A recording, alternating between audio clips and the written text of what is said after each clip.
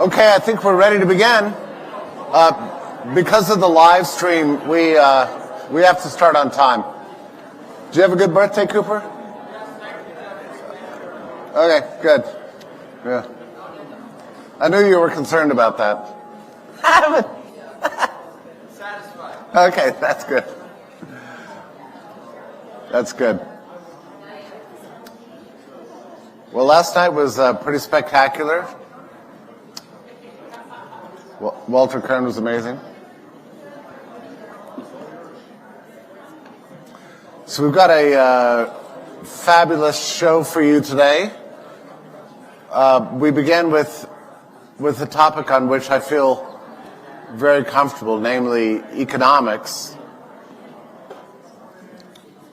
and economics and finance. As you can tell from the look here, right? We've got the whole Gordon Gekko look going. All right. So the economics piece of this has been a part of the story from the very beginning. The Federal Reserve slammed the interest rate. You know, let me put it this way. Jerome Powell had been trying to resolve the balance sheet problems in the Fed that had been accumulated since 2008 and had been gradually raising interest rates. And then something happened, and I think it was about March 11th or March 12th. He panicked in the other direction, going against his instincts, and we went back to zero interest rate policies. And then he printed over the next, 18 months, 24 months, I don't know how much, $8 trillion or something. But unlike in 2008, where the quantitative easing ended up back in the bank vaults, this money went out hot on the streets and landed as stimulus payments, and the American people were encouraged to spend them, especially at favored companies such as online retailers and big box grocery stores. This actually happened to us. It's unbelievable, and with the resulting inflation where we lost something like, 30% of the value of the dollar over 4 years, wiping out all the fake riches that the American people thought they had during the pandemic period. So, and now we're left with a Fed balance sheet that's kind of worse than ever, and a Fed lowering interest rates again in the midst of a time where there's a great push for a digital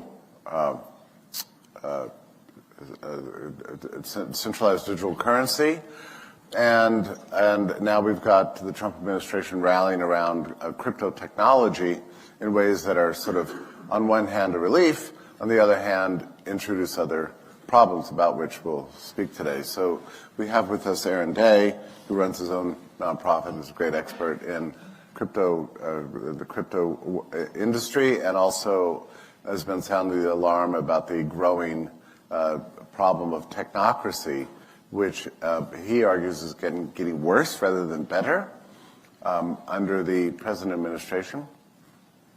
And then we also have Brett Swanson, who was formerly of the American Enterprise Institute, but is no longer there because they have some benefactors that start with the letter P and the second letter Z or whatever F. Yeah. So they're not fans of Brett. Brett's been sounding the alarms on many aspects of the pandemic response.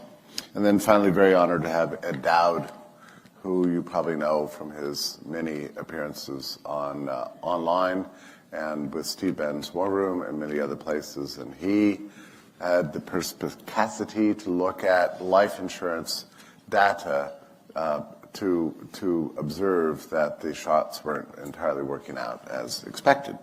But he is an economist by training. In fact, all these gentlemen here are economists by training. They played a very important role over the last 4 years because, as I say, the economic and financial piece of this turns out to be very important and highly technical. So I just want to start with Ed and address the problem of what I thought was a relatively hot CPI report that came in the other day. And for all the world, I'm seeing what looks to me like the emergence of a second wave and a Fed that's now lowering rates. And you probably read David Stockman's article on Bradstone yesterday. He bumped into Jerome Powell at a cocktail party in Manhattan. This is the way things happen in the real world. And told him he was out of his mind to be lowering rates right now. And that he's making everything worse rather than better. So, Ed, I'm just going to open it up to you and let you comment on this. Yeah, we've been tracking the economy since the beginning of COVID. I work with a partner, Carlos Alegria, who wrote a book, Economic Cycles, Debt, and Demographics. And we were calling for a recession at the end of 23-24. That did not occur. Our economic cycle indicators had indicated we were going to enter one, and miraculously we didn't. And then we asked ourselves, have the laws of economic fundamentals changed? The answer was no. We figured out that the Biden administration basically opened the floodgates and let in 20 million illegal immigrants and then funded them through NGOs and government agencies to the tune of anywhere from $500 billion to $1.5 trillion. We were running 8% deficits, which are crisis-level deficits, and that floated the economy for a year or two longer. The AI bubble also emerged. So those two things have really been holding up the economy. Trump's policies are pro-AI, anti-immigration. And so we predicted in January of this year that we'd be looking at a deep worldwide recession in 25. Looks like it's going to probably hit in the beginning of 26. But the bottom line is this, the stopping of the illegal immigrant flow and the cutting off of those dollars is going to reverse the juice that came in. And we're starting to see that in the economy. The real economy is dreadful for the average person. And one of the big themes from this conference that is emerging is narrative and storytelling. And if you listen to the Trump administration, the stock market's hitting new all-time highs, everything's great, and their policies are working. Their policies are not working because they take time to be implemented. These tariffs and bringing all this investment back has not happened yet, and it's going to take time. So there's a big valley in between. And we're starting to see the emergence of credit problems.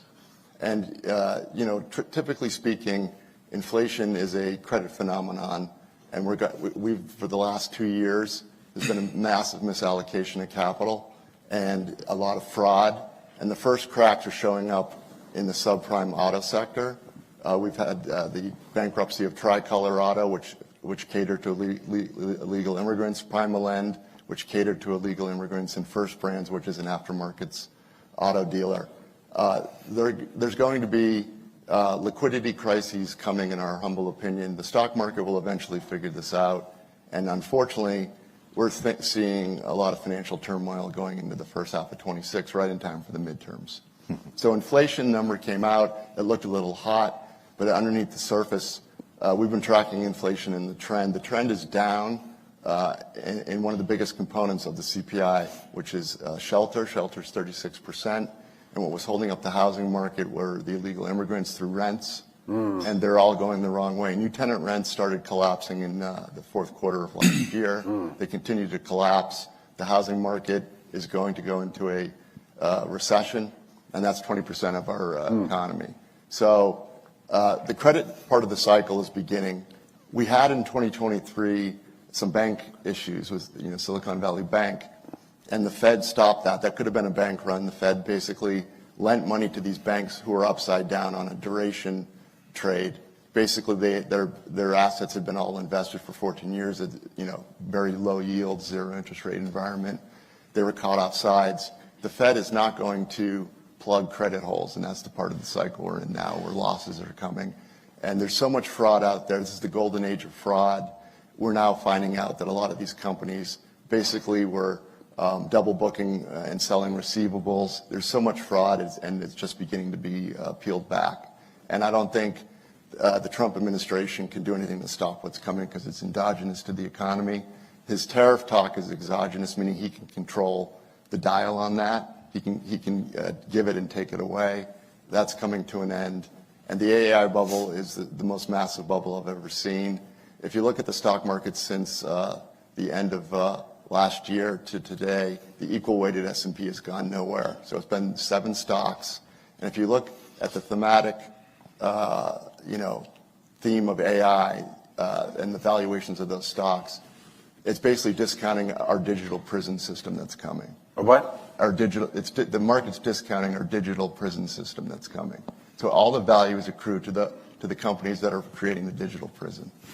Do you have any comments about the commercial real estate? Well, I was going to say crisis, but issue in the big cities, and we thought. Yeah, so that's been ongoing, and it's been hidden. The New York Federal Reserve in November of last year put out a report indicating that banks are extending and pretending, and they're very worried about that, and that's all going to come to a head. So that's an issue that should have come to light in the last couple of years. It hasn't. So as the credit issues start everywhere else, it's just going to cascade. Yeah.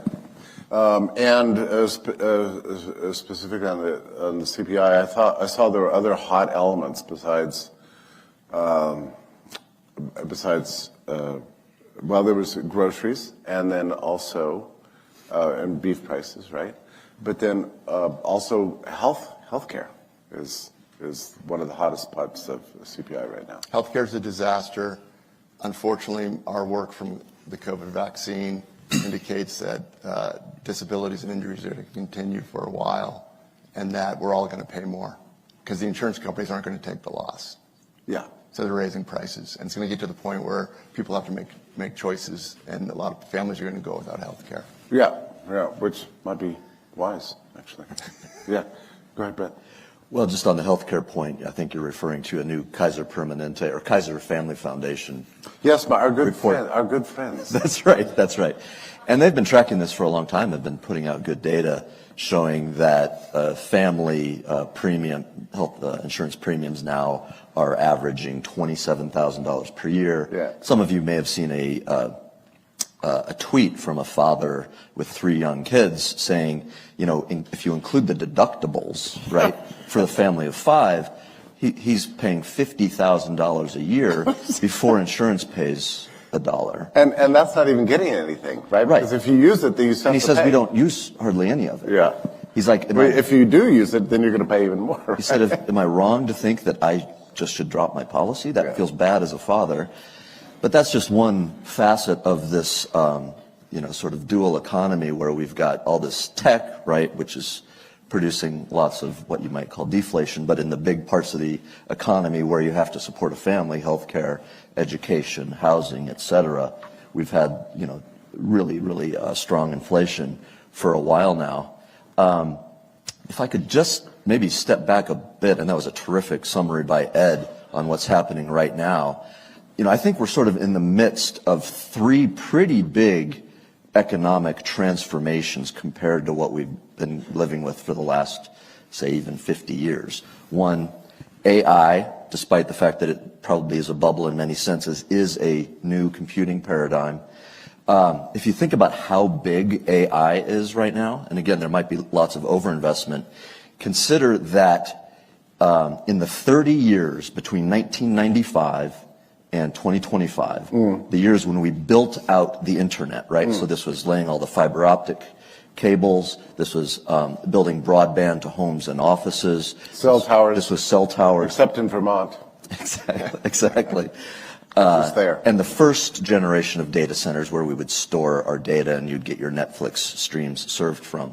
Over that 30 years, we invested in the U.S. about $3 trillion, which was, one of the biggest tech investment story of all time. It was an amazing accomplishment. And today, even though there was a bubble and bust in 2000, 2001, today it's the foundation of much of our economy, right?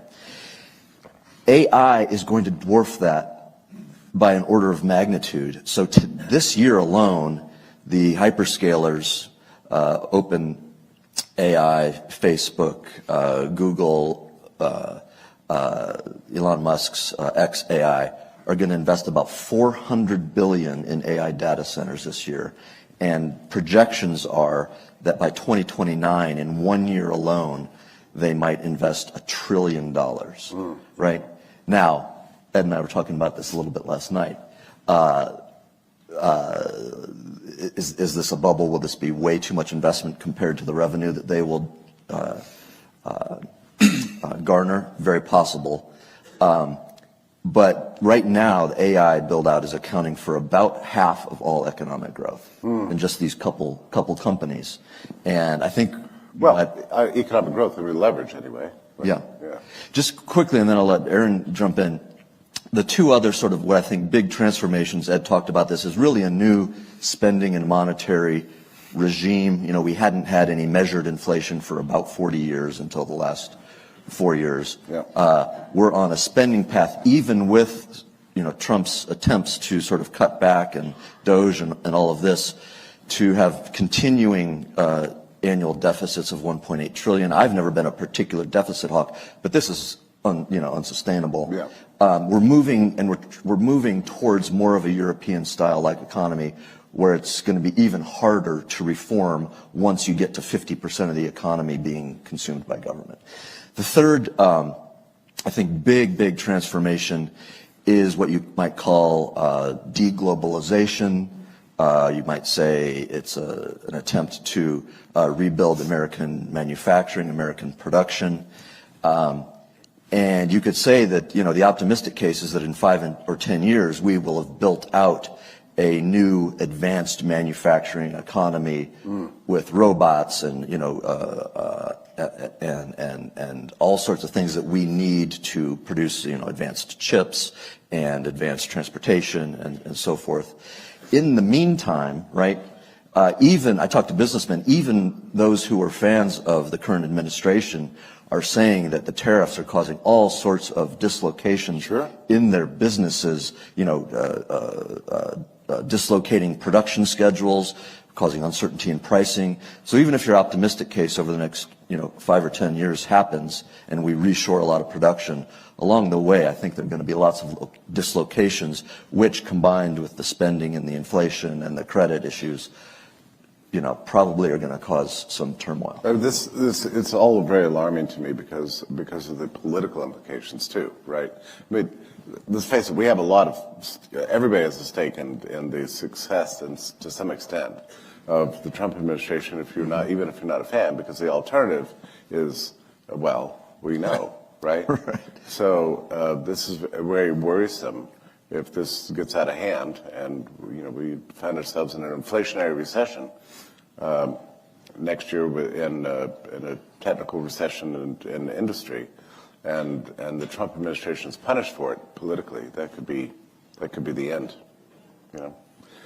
Let's move over to the monetary side, if I may. Well, if I might jump in on that. I mean, I don't know if it could be much worse than it is under Trump right now, from the perspective of how technocracy is flourishing. I mean, if you look at what's gone on, we now have Real ID, which is a digital ID in 11 states, with 20 more states rolling it out. We have a backdoor CBDC through the Genius Act. So what they've done is they've given Congress power over stablecoins, which are very popular, $27 trillion a year used in these stablecoins, and now government, the Congress, which is the entity that's responsible for financial surveillance, is overseeing that along with the Federal Reserve. But then from a technocracy perspective, I suspect they're trying to engineer the demolition of the economy, because it's the combination of AI surveillance plus implementing all these other digital systems, which is the gateway for UBI and pushing technocracy further. So yes, there's going to be a collapse because we have all of these asset bubbles. And what's the solution that's going to be offered? UBI through all of these efficiency improvements that have happened through AI. And by the way, you know, one issue that I have is even, you know, you can either have MAHA or you can have medical freedom, but you can't have both. If you actually look at what's going on with Palantir Health and Operation Stargate, they are collecting more data on us now than at any point in time. And this data is being used and will be used to determine if we get access to medical care or not. There's going to be a complete scoring system. AI is already heavily used with insurance companies. So we talked about United Healthcare and Luigi, but there's a lawsuit now against United Healthcare where apparently they are rejecting 90% of their Medicare Advantage claims using AI. Now, if you have a dispute and you want to appeal, you appeal to the AI. Well, here's the bad news. Medicare and Medicaid are going to start implementing AI next year. So Doge was never about saving money. Doge was about getting access to Palantir of all of our other information. So they're now marrying our health information, DHS information, and all of this information into one system, which is going to be weaponized against us. But it's happening right now, not under a current administration, but as we are sitting here today. Can you back up slightly on this stablecoin point? Because I try to follow your writings. I'm not so much involved in the crypto world as I once was, but there was a time when the stablecoins seemed like the great alternative to FedWire. And it looked to me like under the Biden administration they were attacking all the stablecoins, trying to shut them down to monopolize money transfers under the Federal Reserve. And that seems to have reversed itself under the current administration. And I would have thought that that was a good thing. Yeah, I mean, it sounded good at the time because, I mean, I've spent 3 years opposing CBDCs, and everybody's like, oh, you must be thrilled that Trump's against CBDCs. The problem is that if you tried to roll out a CBDC, a digital currency issued by the Federal Reserve, you'd get resistance to it. And what is it that people are concerned about? They're concerned about money that can be programmed, tracked, and censored. So what did they come up with? They came up with a way to take stable coins, which are privately issued by companies like Tether and USDC, and put it under regulatory control of the Congress and the Federal Reserve. Well, these are programmable digital tokens. And so now at this point, at any point in time, if there's an emergency, Congress could say, hey, if you're a stablecoin issuer, you need to make it so that your money can only be used to buy certain things. Where you can whitelist transactions, blacklist transactions. And so this idea of, well, we have 5 or 10 or 20 issuers of stablecoins versus the central bank doesn't really matter in the age of AI surveillance and tracking. This gets to a big issue we've seen over the last, 5+ years is, and we talked a little bit about this yesterday, was the government outsourcing its enforcement or surveillance functions to private entities, whether companies or NGOs, et cetera. And this is a real worry. I don't know if any of you have noticed, I've been getting all sorts of questionnaires from my just regular banks, right, demanding more and more and more information for just simple transactions or just updating their systems, right? And I've noticed a real uptick in that lately. And so that's just through the regular banking system. And so I think one lesson we've learned, whether it was the way that the government either cooperated with or coerced the, big tech social media companies to censor us during COVID. Now what they're doing potentially through some of the crypto, right? We need to think about new ways to really reclaim sort of our individual freedoms and rights from this new system that they're developing that's much more difficult to oppose through the front door. Just to back up on the bank point. Again, Aaron, I love your attitudes on this, but one of the good things the Trump administration has done is stop some of this bank cancellations. I mean, over the previous administration, people are losing their bank accounts. Everybody should voluntarily get out of their bank account. That's my opinion. Well, that's a big ask, though.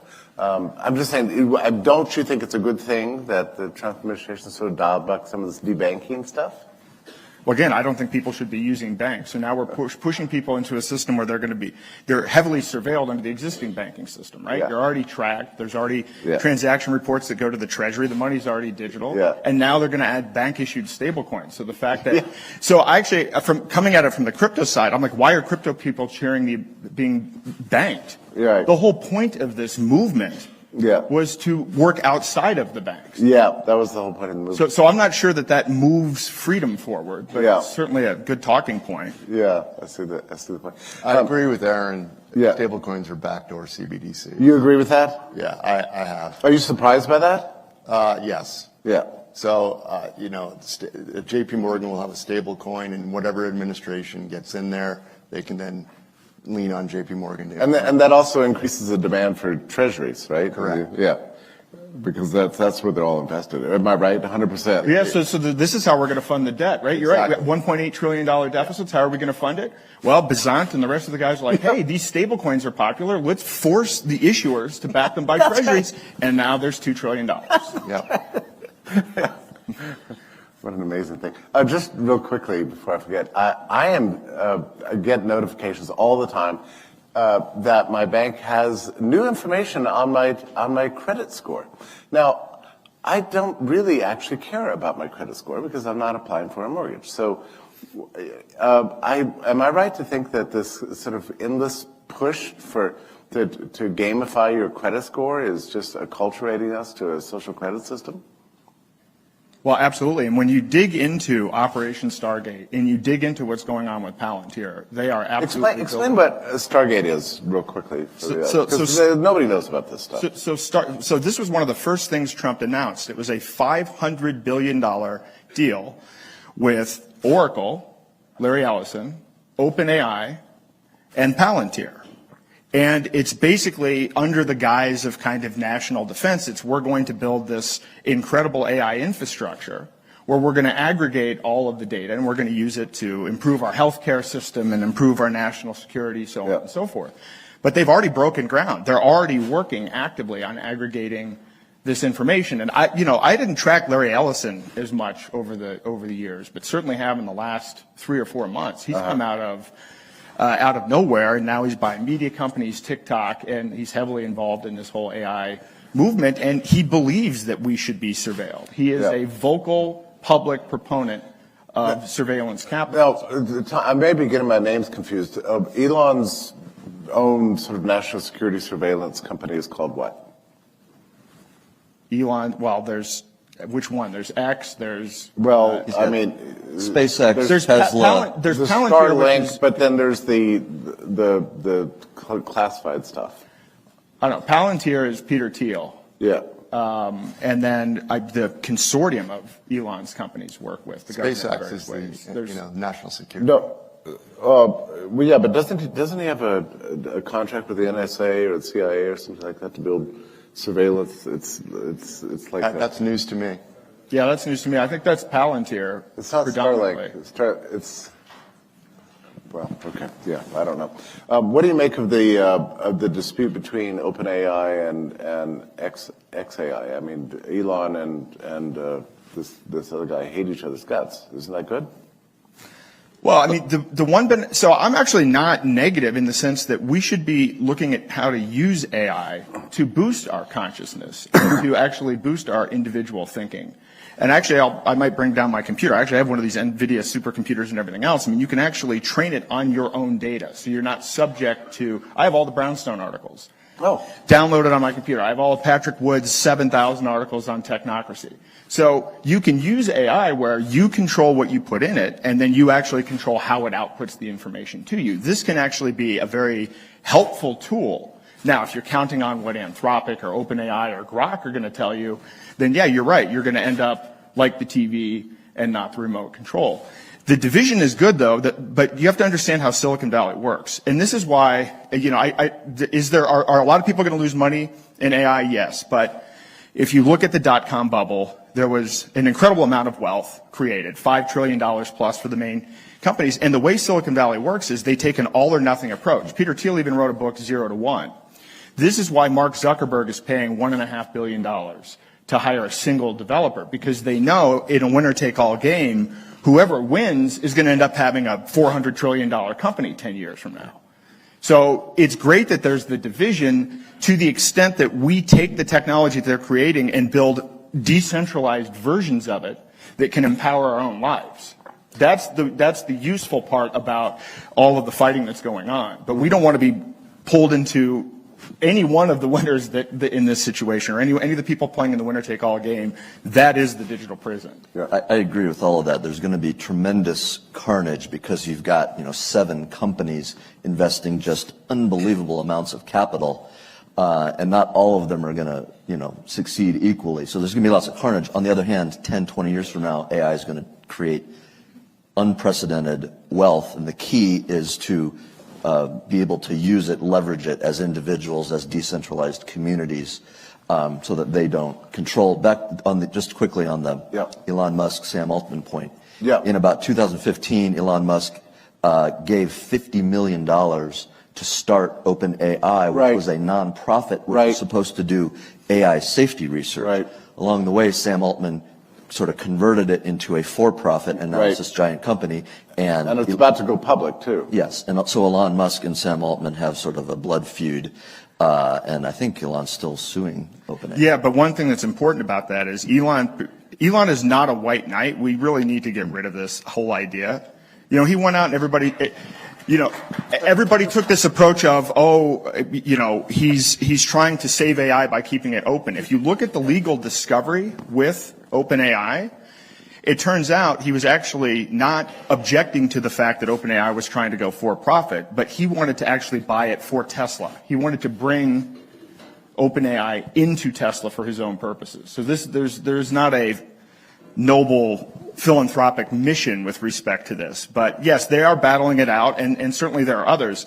We also have to be aware of the fact that China is leading in 57 out of 64 technology categories, and they're very close to catching up on AI. So we get so focused on what's going on here, we don't even realize we're getting destroyed in robotics, we're getting destroyed in quantum computing, and even a whole other list of technological areas. Oh, listen, I wanted to ask very quickly, to get back to this sort of mundane. All these companies, Amazon, UPS, whatever, they're slicing off all their top layers of management, firing, tens, hundreds of thousands of people, under with the advertisement that, well, AI is replacing all these management layers. And it occurred to me that these management layers and all major corporations were wildly overblown anyway, and needed to be purged. I mean, look what Elon did to Twitter when he took over. He ended up firing 4 out of 5 people, and it worked better than ever. And so even without AI, this seems to me this needed to happen in any case. I think, I've written a lot about productivity growth and sort of optimistically about how AI and other technologies can sort of revolutionize sectors of the economy that have been holding productivity and thus income growth back, primarily healthcare and education, which haven't exhibited any productivity growth in 40 years, right?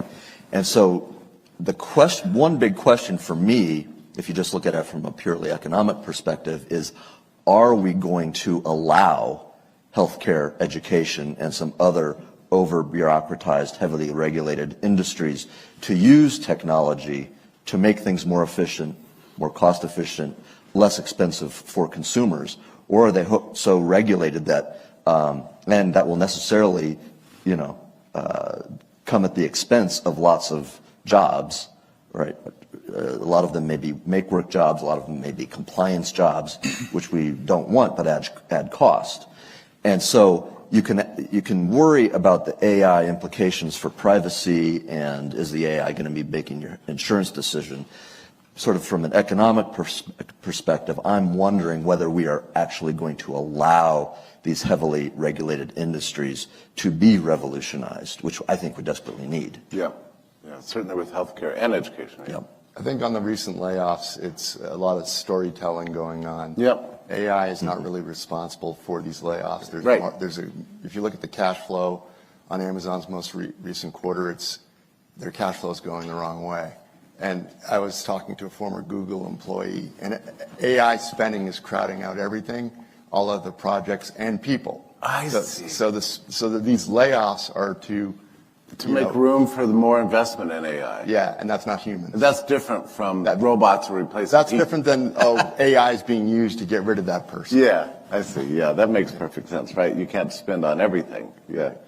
So we're just being pressured. Any comments on that, Aaron? Well, I mean, but certainly AI is replacing people in a major way. I mean, there are factories in China that are completely and totally robotic at this point in time. So that is absolutely coming. But there are some people, I mean, Warner might even talk about it when he's up here, about how he's applied AI for legal purposes and legal practice to just absolutely scale things up. We shouldn't be afraid of it. Again, we should be trying to figure out, rather than saying, well, this is this bad thing and I don't want it to happen and I hope it goes away, That's my view. We should be figuring out. So one thing that's happened is, Mike Adams, Health Ranger, has released an AI. It was originally called Enoch. Now it's called Bright U. And he spent $2 million of his own money training this on alternative health information. And he gave it away for free. You can download this on your computer and not even have to be connected to the internet. And now you can actually access all this health information. That is a good use. It's a rare, but it's a good use of AI. And there are more applications like that we should be trying to embrace. So again, I do think that it's possible that we can focus on cognitive liberty and emotional sovereignty and actional independence and use AI to do all of that. But most of the time we're spending is focusing on fearing, which we should, the technocracy aspect of it. Yeah. So Aaron, aside from your recommendation that everybody bail from banks, I have recently become a little bit of a, fatalistic concerning the advance of what you call technocracy. It seems like we don't have any way out. What's your sense? I think we absolutely do have a way out. Because as I was discussing, you can use these AIs and you can take the technology and the carnage from this battlefield. And I mean, this is what I'm doing. I mean, I'm downloading all these AIs and now I have on my own computer. We talk about in crypto, not your keys, not your coins. So you don't want to leave your crypto on an exchange or somebody might be able to take it. I actually take that approach now with AI. Right. So build your own AI, build your own library for AI, start training it. Okay. But there are other things that we can do. So I focus not only on exiting the monetary system, but exiting the healthcare system. One of the things that we're launching is a medical tourism marketplace. Right. That we built. This is a fact. The more you study how healthcare actually works, you realize we're completely being ripped off. And it's a systemic problem. It's not even just a COVID thing or a recent thing or it's structurally broken. Medical tourism is now a $100 billion a year industry, growing at 25% per year. You can save 80% on medical procedures with higher healthcare outcomes. Because in a lot of cases, these are doctors that are trained here that are like, hey, I realize the system, I don't have any choice. I don't get to make any decisions on the care that I'm delivering, so I'm going to go somewhere where it's not regulated like this. So Thailand has become the major center for this. But this isn't just cosmetic surgery. We're talking about there's a facility in India that does complex heart bypass surgery for like $2,000 a piece. And they have a higher success rate than the Cleveland Clinic, and their infection rates are a third of the average U.S. hospital. Yep. And you can go through the website that we put together has 518 of these facilities around the world. You can actually see the prices. They actually have price transparency, which, by the way, we don't have in the United States. I don't know if you realize. Wait, you know how much you're going to pay when you get a service? Can you imagine such a thing? Seems that much. What a novel idea. And then there are treatments, stem cell therapy. There are things that you're not allowed to get here. This other myth that we lead the world in innovating. You can't even get a lot of innovative treatments here, but you can get them. So once people are aware of the fact that you can go and get a hip replacement in Thailand where, a partner can come with you, business class, you stay in a resort for 2 weeks. The entire process is $30,000 plus aftercare plus a dedicated nurse, so on and so forth. Cleveland Clinic charges $30,000 just for the hospital room before you even had any treatment or a doctor or any kind of care. Right. And it's mind-blowing. I've started to, I've been looking into this for a while, but when I did the deep dive, I'm like, wow, people need to know about this. 2.1 million Americans are engaging in medical tourism every year. Well, I've done dentistry in Mexico for, a fraction of the cost and much better care. There's a place called Molar City in Mexico. There are 350 dentists. The entire town has 5,400 people. It's the highest concentration of dentists per capita on Earth. But you'll save 80% or whatever. What is your website? Is it live or are you still working on it? You can get to it through daylightfreedom.org, but I can show you here today. I'll be able to show people. I just haven't punched the button yet. It's created, but we want to refine it. And Eileen's my partner on this, and she's our Well, make sure at some point you write up the whole story for Brownstone. I know you've been writing about it, but don't forget about Brownstone. No, I won't forget it. And the reason I haven't been writing lately is because we've been building 6 different things, and now because you know what it is? I got sick of, because I do these talks and everybody's like, you just scared the S out of me, right? But the thing is, we need solutions, and there are solutions. Yeah. So I want to show people, here's how you exit the dollar, here's how you exit the healthcare system, and then build a community around building other solutions outside of the system. I agree. We need to master technology in order to fight technocracy. Yep. Right? We cannot abandon the playing field to the technocracy, or because we have some legitimate fears about AI, abandon the field to, quote, the bad guys. And just, you may have doubts about Musk, but just as an example, he just launched Grokpedia, which is an alternative to Wikipedia. Right now, we've got Wikipedia that is training all these AI models. Grokpedia is it's fantastic. Yes. So we need more of those. Yeah, compared to Wikipedia. I mean, Wikipedia is so corrupt. Yes. It's outrageous. I agree with Aaron on AI. Oh, yeah? AI is going to be a great tool, but the current capital being raised for these companies is to make money, and so most of America and the world will be on their systems. We need to build our own systems, breakaway solutions, and that's going to be the bifurcation. And AI isn't to be feared, it's to be used, but not used the way these companies want to use it, which is to control us. Yeah, yeah. All right, any other final comments before we finish it? One comment on Operation Stargate. What people don't know, when Larry Ellison and Sam Altman appeared there, and it was all a love fest about mRNA vaccines, the Operation Stargate was rebranded. It was ongoing under the Biden administration, and ground had already been broken. So this is just a retread of what was going on under the Biden administration in the Trump administration. So, if you thought the Biden administration was on your side, it's the same people now. Yeah, that was a bit of a shock when it happened, right? Because we expected something like a U-turn on a lot of this stuff, right. and suddenly it wasn't there, which makes you wonder who's really running things.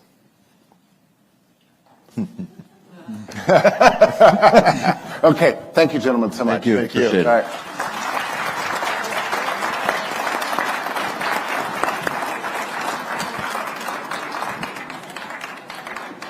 All right, Bobby Ann Warner.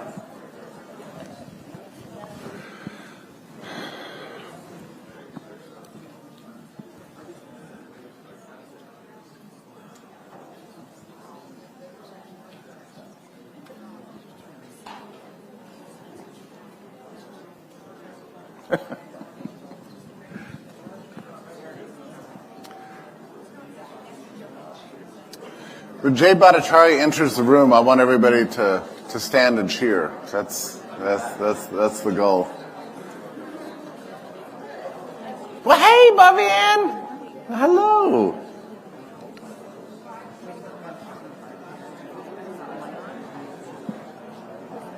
Yeah, you're on. We're wearing white here around our necks. Yeah.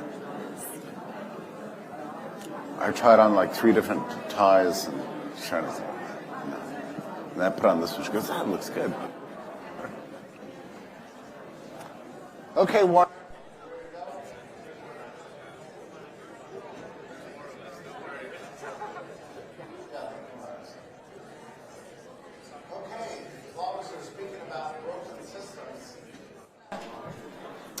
We're going to talk about the law and the courts. We've got 2 masters of the craft here. That's the point.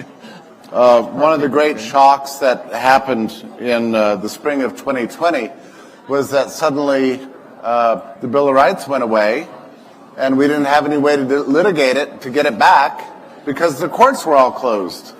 The lockdowns pertained to the courts too, incredibly. Yeah, thank you. Yeah, we need to sit down and get this rolling. So yeah, the courts all closed, and that's a very strange thing. But Bobby Ann and Warner Mendenhall have been both working very hard in this realm. It's not my realm, so I'm going to let them dominate the entire thing.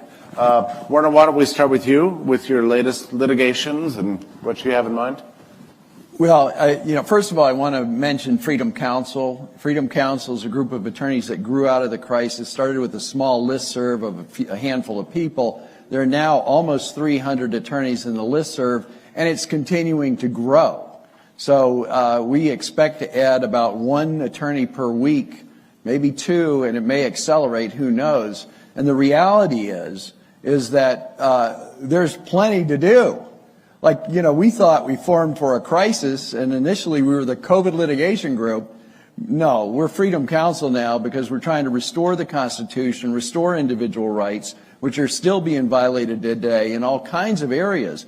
And talking about the new businesses that are out there, one of the things that we see in Freedom Council is that the counselors, the lawyers now are working in the parallel economy representing some of these new businesses that are popping up. So we're getting into all kinds of areas right now, far beyond where it started, and it's supporting this parallel structure that's being built. But we still have incredible hurdles in the fights that are ongoing from COVID. And I do want to say that, and people may not realize this, but about 10 million people walked off the job in protest. So we're not alone, and there's millions of us. There's an army out there ready to reform this country, ready to restore the Constitution. And they are informed. If you go to a group of, like I went to a meeting of our Children's Hospital employees after we lost the case, and I was upset. I didn't think anybody would show up. They brought their friends, their family.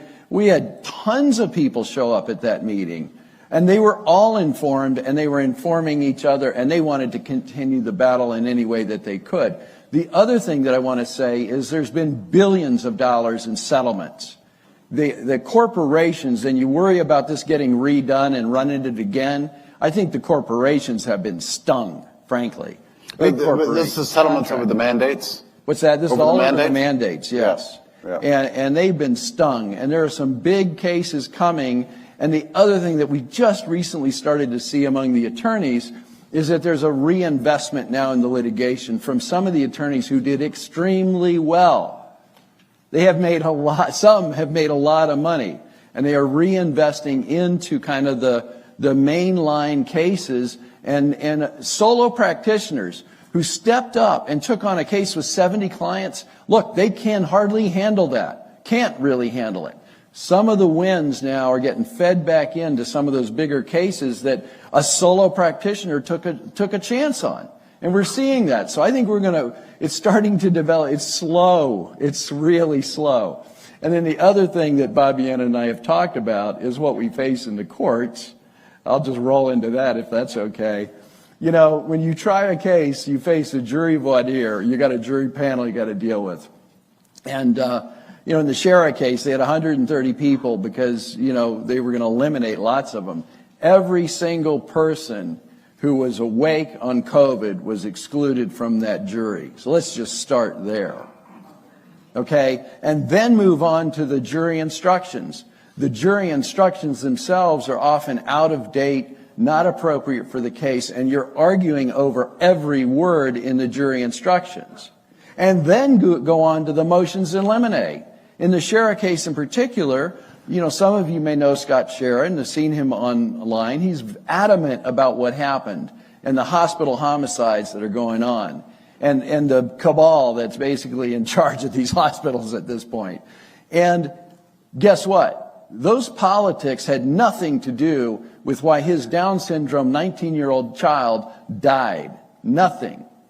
You're not supposed to bring in irrelevancies into a trial. Guess what the judge did? He opened up the door. He said, no, everything comes in. Every single thing comes in. 8 motions in limine that we filed to block different things that were not relevant to that case came into that trial over a 20-day trial period. So those are the kind of hurdles we face. And then we lost that trial. It was very informative. It was a very important trial. It showed the lack of informed consent in the hospitals. I'll give you just one quick example of the lack of informed consent. You know who signed the consent form? A hospital employee. Not Scott Shera, who's the guardian of his 19-year-old Down syndrome child, who's fairly high functioning, but still doesn't have the capacity to sign a consent form, who's right there in the room with her, with his power of attorney. And guess what it said?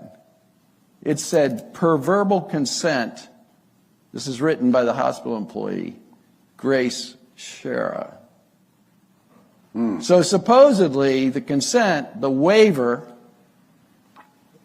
that came in that hospital was approved by Grace through a verbal statement to a hospital employee. That was their waiver that provided them protections for a lot of things. And the worst part of that case was that they put a do not resuscitate on the medical record and basically implemented that and killed her. Yeah. And you lost this case, is that We right? lost this case. And honest to God, the last minutes of her life, the family was screaming through FaceTime on an iPad. The daughter was there, dad and mom are at home, and they're saying, no, we didn't agree to do not resuscitate. Save her life. Save her life through the iPad. And nurses were out in the center area there. Doctors were milling around. No one would come into the room to reverse the morphine shot that they gave her on top of lorazepam and Presidex, which sent her into a cascade of failure and killed her. And, you know, we had testimony that had they just hit her with a reversal drug, that could have at least started to reverse what was starting to happen to her. Well, she died very quickly thereafter. And you said to me the other day you're very bitter about the case because you don't like to lose. I don't like to lose. Yeah. No, you know, in my life, I've literally lost only over a handful of cases, like 6 cases in my lifetime that went to jury trial. So, you know, I've got lots of cases out there, but that's a tiny percentage of losses. And I'm going to say something else that I do worry about that we were conscious of in that trial, but I'm not sure we dealt with it as best we could, but we tried. One of the things that happens, you know, you've been litigating these things for years, and we're in this environment, and we're engaged with all of the information all the time, and we think that the jury, well, we know the jury doesn't know that, but we got to remember, and it's very hard to do, that us lawyers live in a bubble of information that is not generalizable out there. The public doesn't necessarily know what we know. And so you've got to engage in a lot of education in any trial that you're doing. And then the other thing that I think is important is that, you know, they were traumatized too. And trauma can do lots of things, but I mean, one of the things that it does is there's blind spots with people. And they don't want to face that this hospital in Appleton, Wisconsin, where they were born, was killing people. They're taking their family members. Appleton's a small town of 70,000 people. They're taking their family members for cancer treatments and births and anything else. And this hospital has a level of connection to that community that's very, very difficult to overcome with the jury. That's really interesting. And then exclude anyone who understood what was going on out there and expressed that in the voir dire. They're gone. So who are you left with?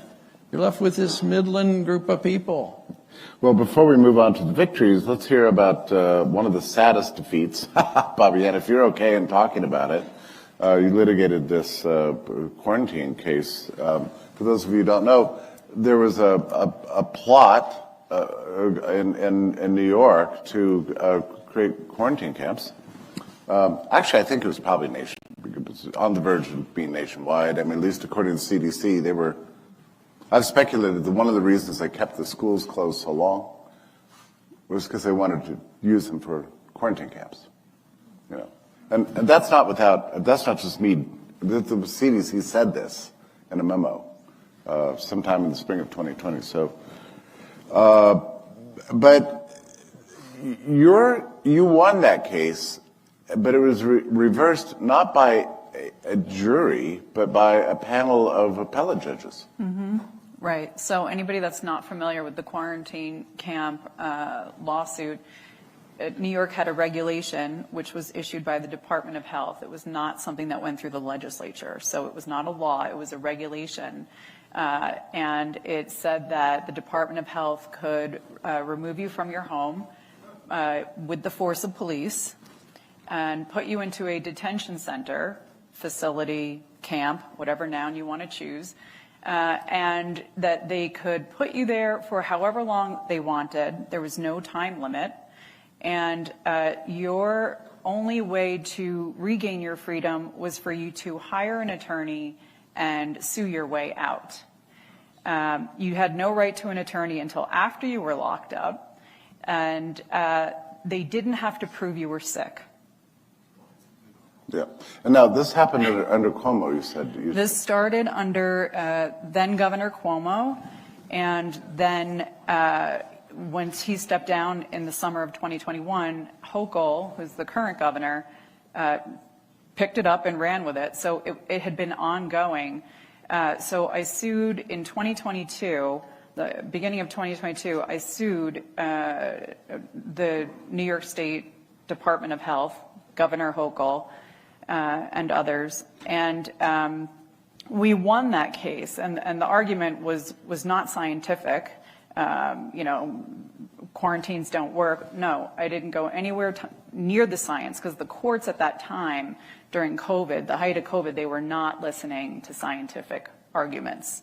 People were losing left and right, trying to argue science. Masks don't work, quarantines don't work. So we went with a legal constitutional argument of separation of powers. The governor and the Department of Health cannot create a regulation that overrules a law, because we already have a quarantine law in New York State, which is full of due process. Every state has their own quarantine law. And so we won. The court struck down the regulations, that it was unconstitutional on multiple levels. And then Hochul appeals the case. And as Jeffrey said, the appellate court, which is a panel of 5 judges, appointed by the governor, reversed and said my plaintiffs had no standing. I was representing a group of New York State legislators who were saying, hey guys, wrong branch of government, you took our power. The legislature has that power to change the law, not the Department of Health and the governor. So they apparently don't have standing, which is completely untrue. They do have standing as per case law in the highest court of New York State. So we then appealed to the highest court in New York State twice. I appealed once as of right, which means they have to take the case because it's a constitutional case. Their ruling came down that it was not a constitutional case, shockingly, even though we're arguing about the Constitution. So they wouldn't hear the case. So then I appealed again, this time not as of right, but asking the court on their own volition to hear the case. And, the argument was, hey, this is good for humanity. We shouldn't have the governor and the Department of Health ruling the state and the legislature having no power. That would kind of be lopsided, right? And just January, February of this year, so 3 years later, they had their final ruling and said, nope, we are not going to hear the case. So as of today, the quarantine camp regulation does not exist because we did get it struck down when it was still in an emergency phase. They were working to make it permanent, but we got it shot down before they were able to make it permanent, thank goodness. But what it means is that Hochul and the Department of Health can reissue that regulation whenever they want. Yeah. They would have to go through the steps, again, of issuing a regulation, but they could do that. And there would be nobody to stop them because, it's a regulation. They don't have to go through the legislature. Not that the legislature would stand up to them on that. That was a huge awakening to the fact that courts, particularly state courts, depending on what state you're in, are going to play politics. Yep.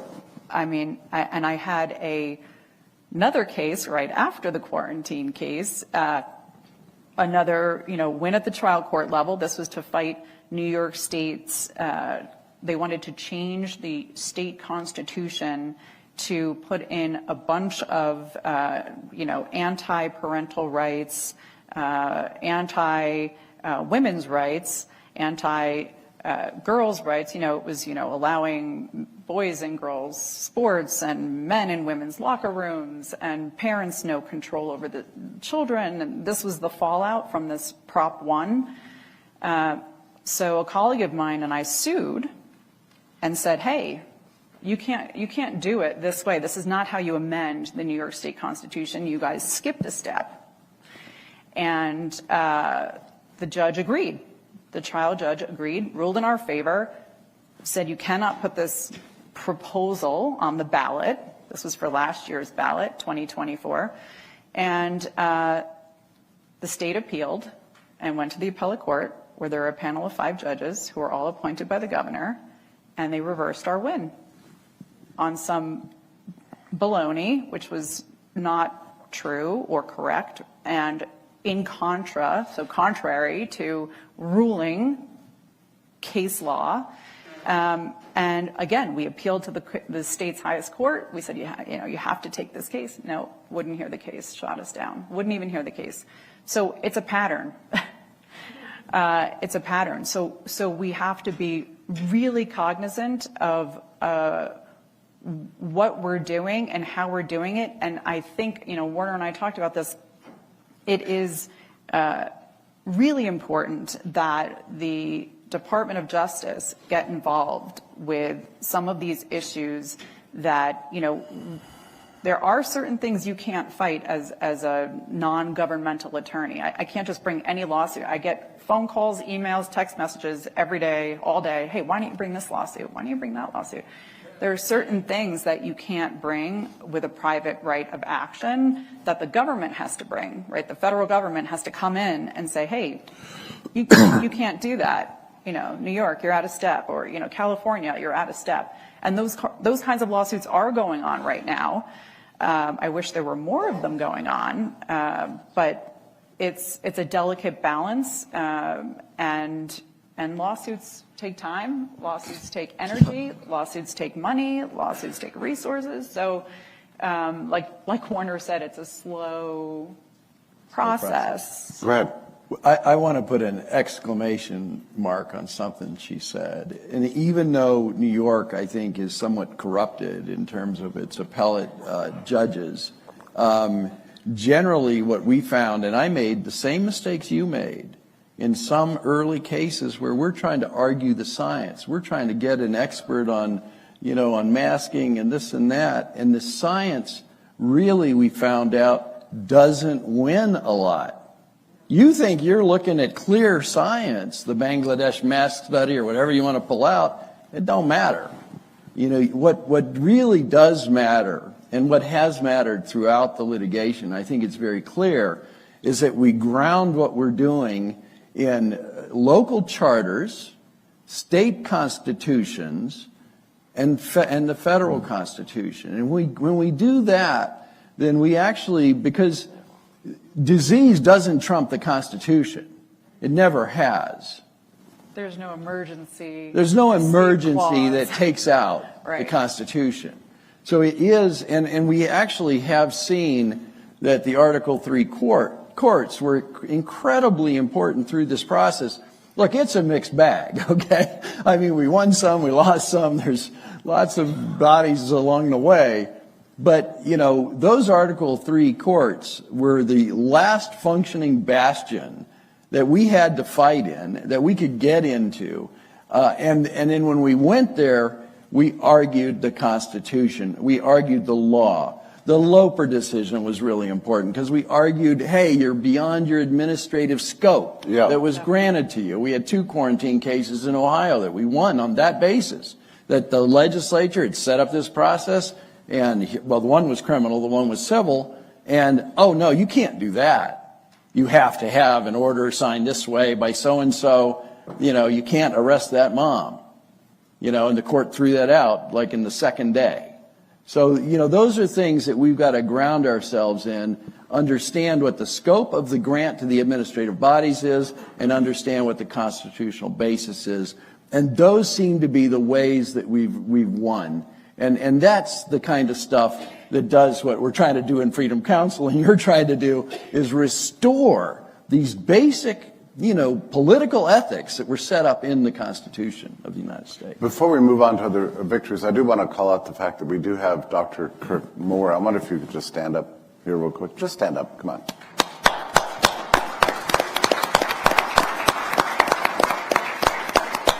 This is a great man who was accused of issuing, how should I say, illicit vaccine certifications, passports, to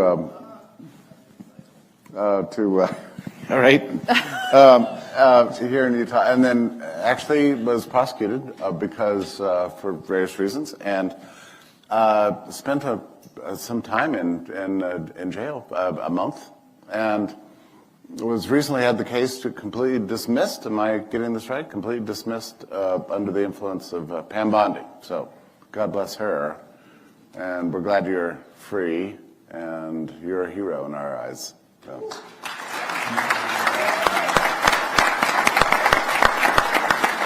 Pleasure. And we know, Jeffrey, that there's other doctors in this room that did the same thing. Yeah. Oh, really? Would you like to stand up?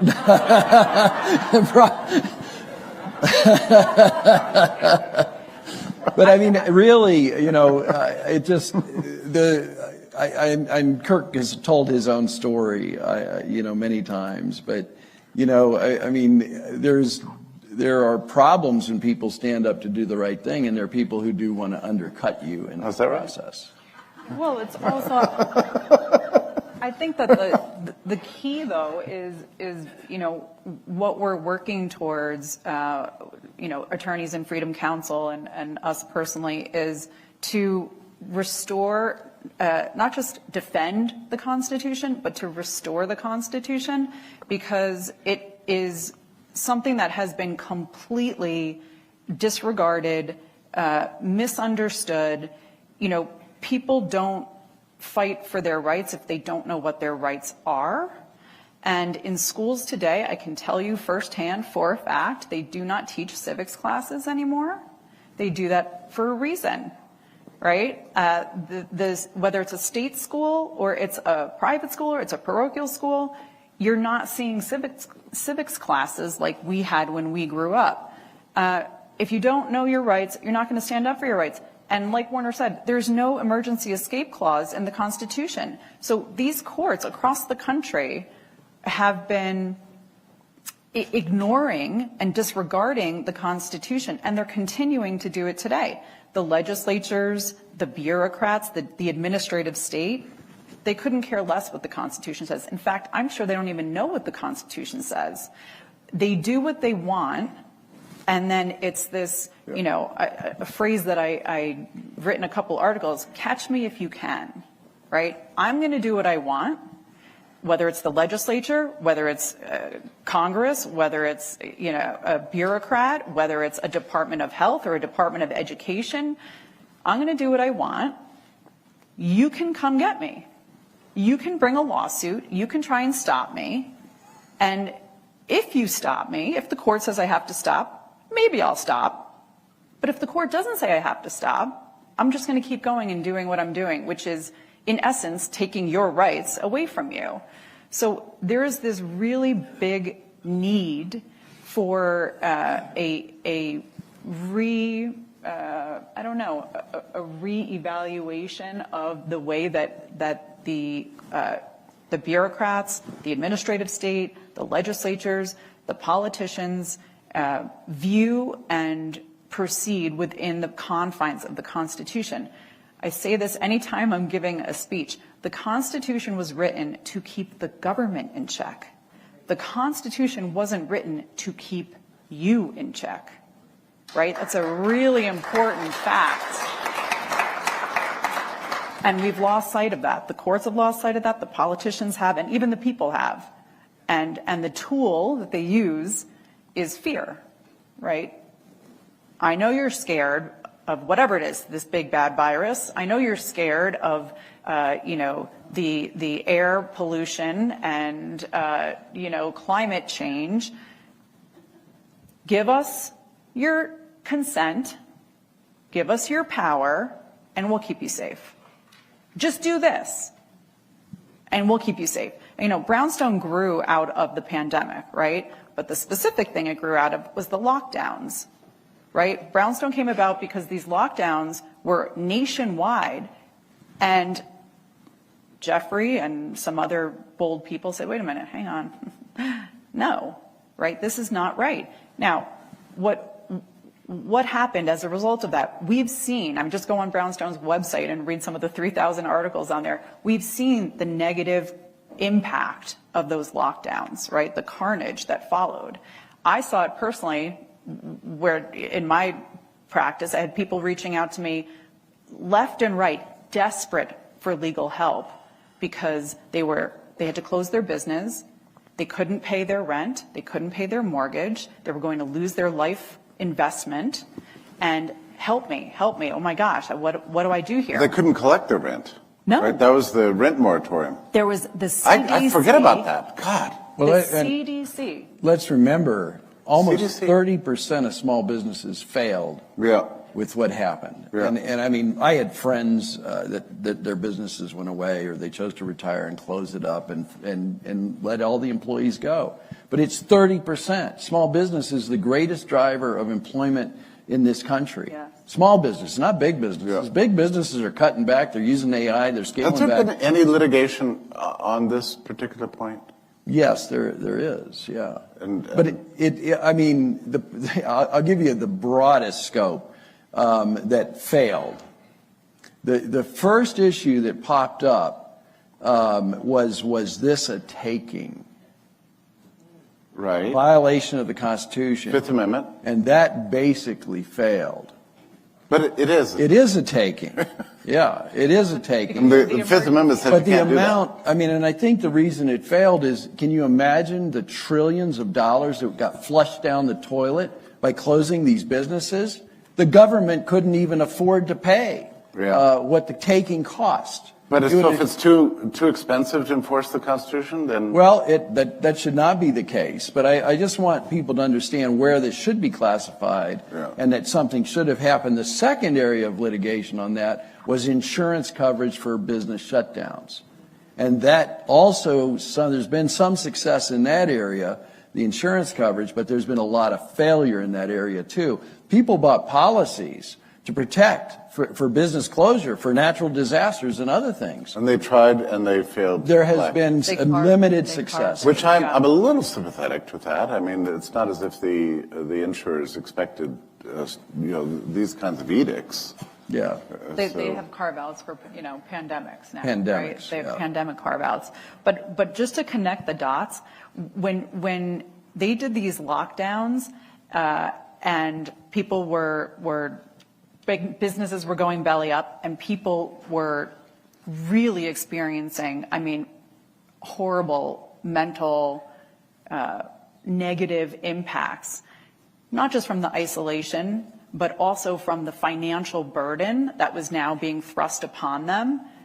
Remember, folks, the government did that to its people. The government, not the virus, not the person next door to you, the government did that to everybody. And then what did the government do?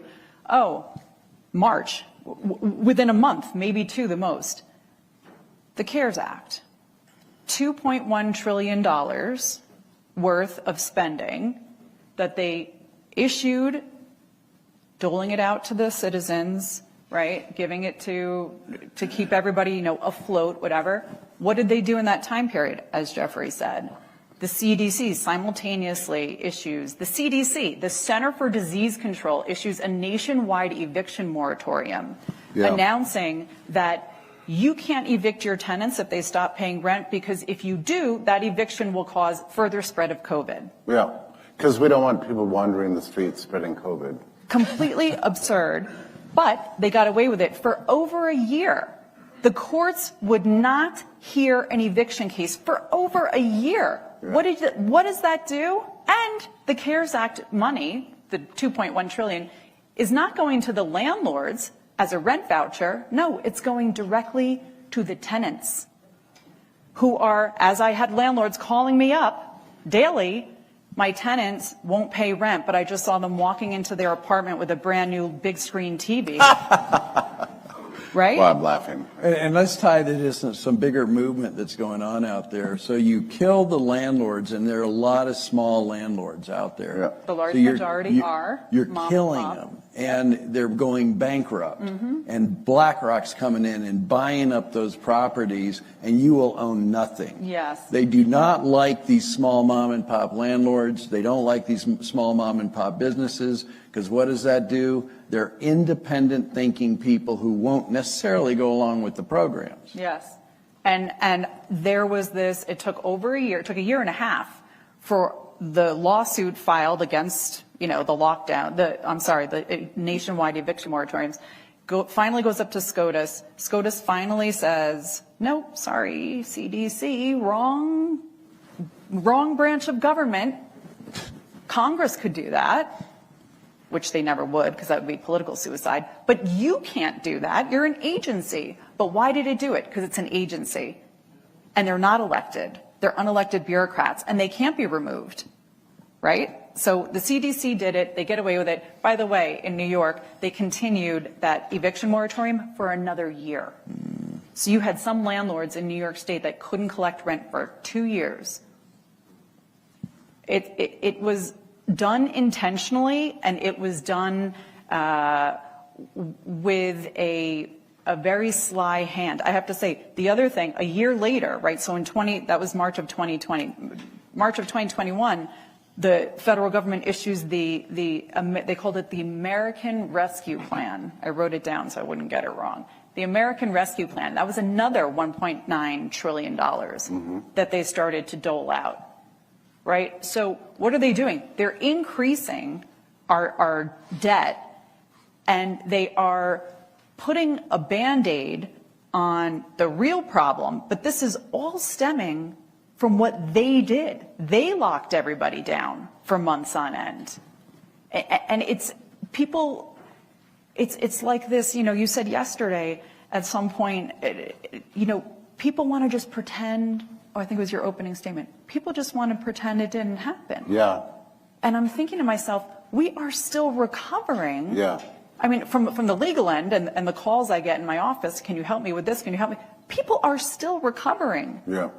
Quickly on the Supreme Court ruling on the rental moratorium, about which I had forgotten.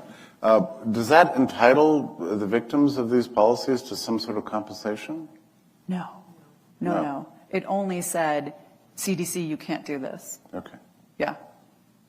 No, I mean, that would probably bankrupt them if they had to pay Again, that, yeah, right? it's a taking. Same kind of issue. Yeah. So they got away with it, in other words. Oh, yeah. Yeah. Oh, for sure. Yeah. The agencies doing, what they're doing over these past 5 years, whether it's state level or it's federal level, a lot of what they're doing is, what we would call unconstitutional. They don't have the power to do it. Yeah. But they're doing it anyway. And sometimes the legislature steps back and says, oh, well, better for them to do it, like in the case of the nationwide eviction moratorium. Right. Better for the agency to do I haven't thought about it. this issue in a long time. The reporter asked me the other day if I'm sad or otherwise, alarmed by the gutting of the CDC. Right. What? This is the worst agency in the history of humanity.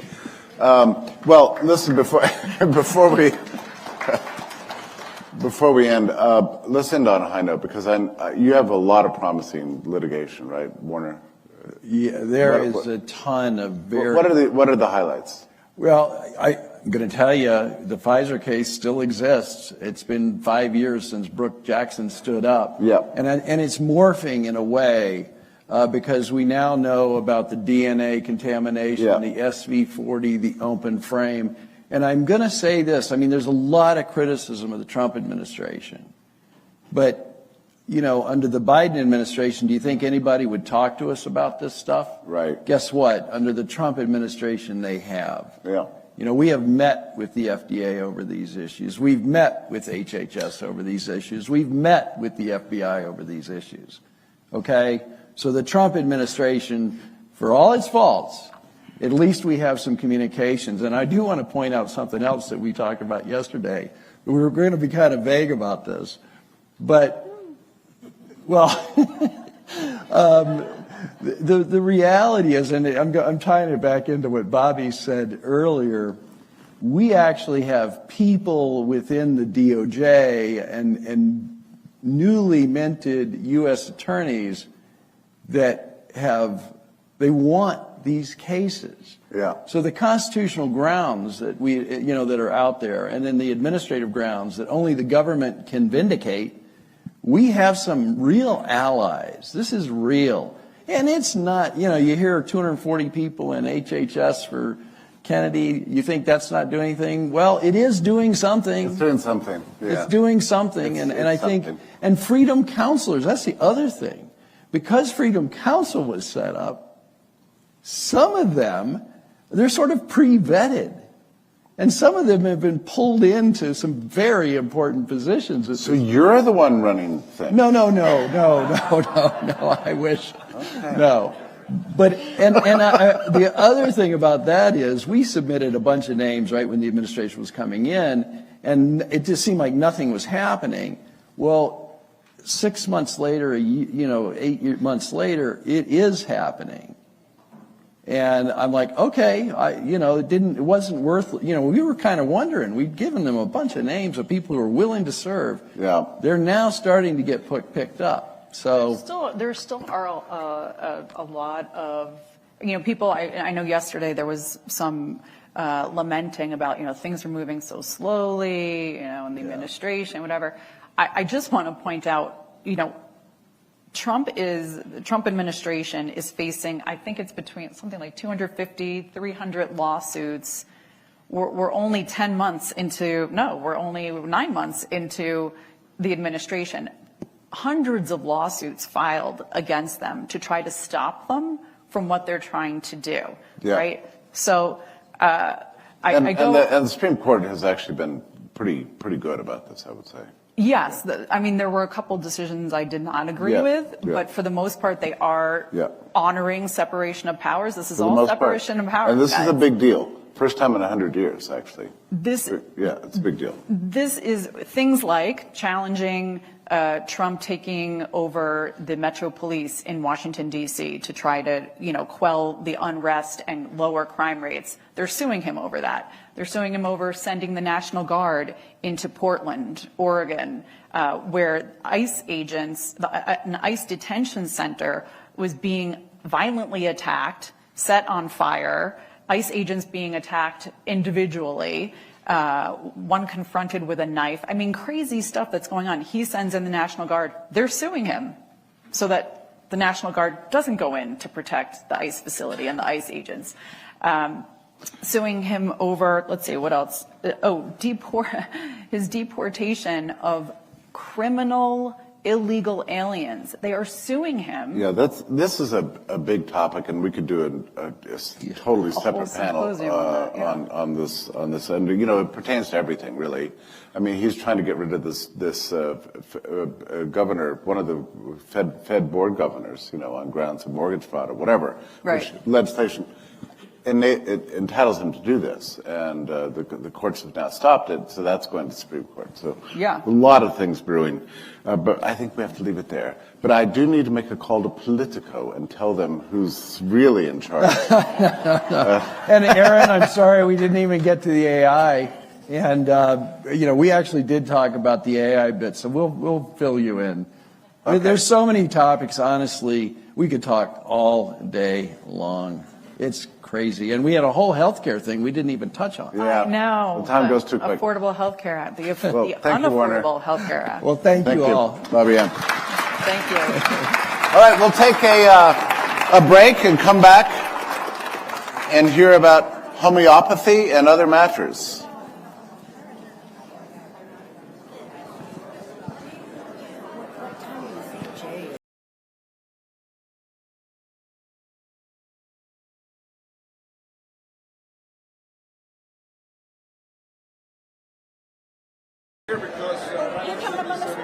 No, I think I'm moderating. Oh, you're moderating. Jeffrey, here, yeah? We're trying her out. Oh, how fun. All right. Trying me out. Oh, that's good. We need Ryan. Ryan. Oh, those are great. Oh my gosh. Yeah, no, they're brutal. He's coming. All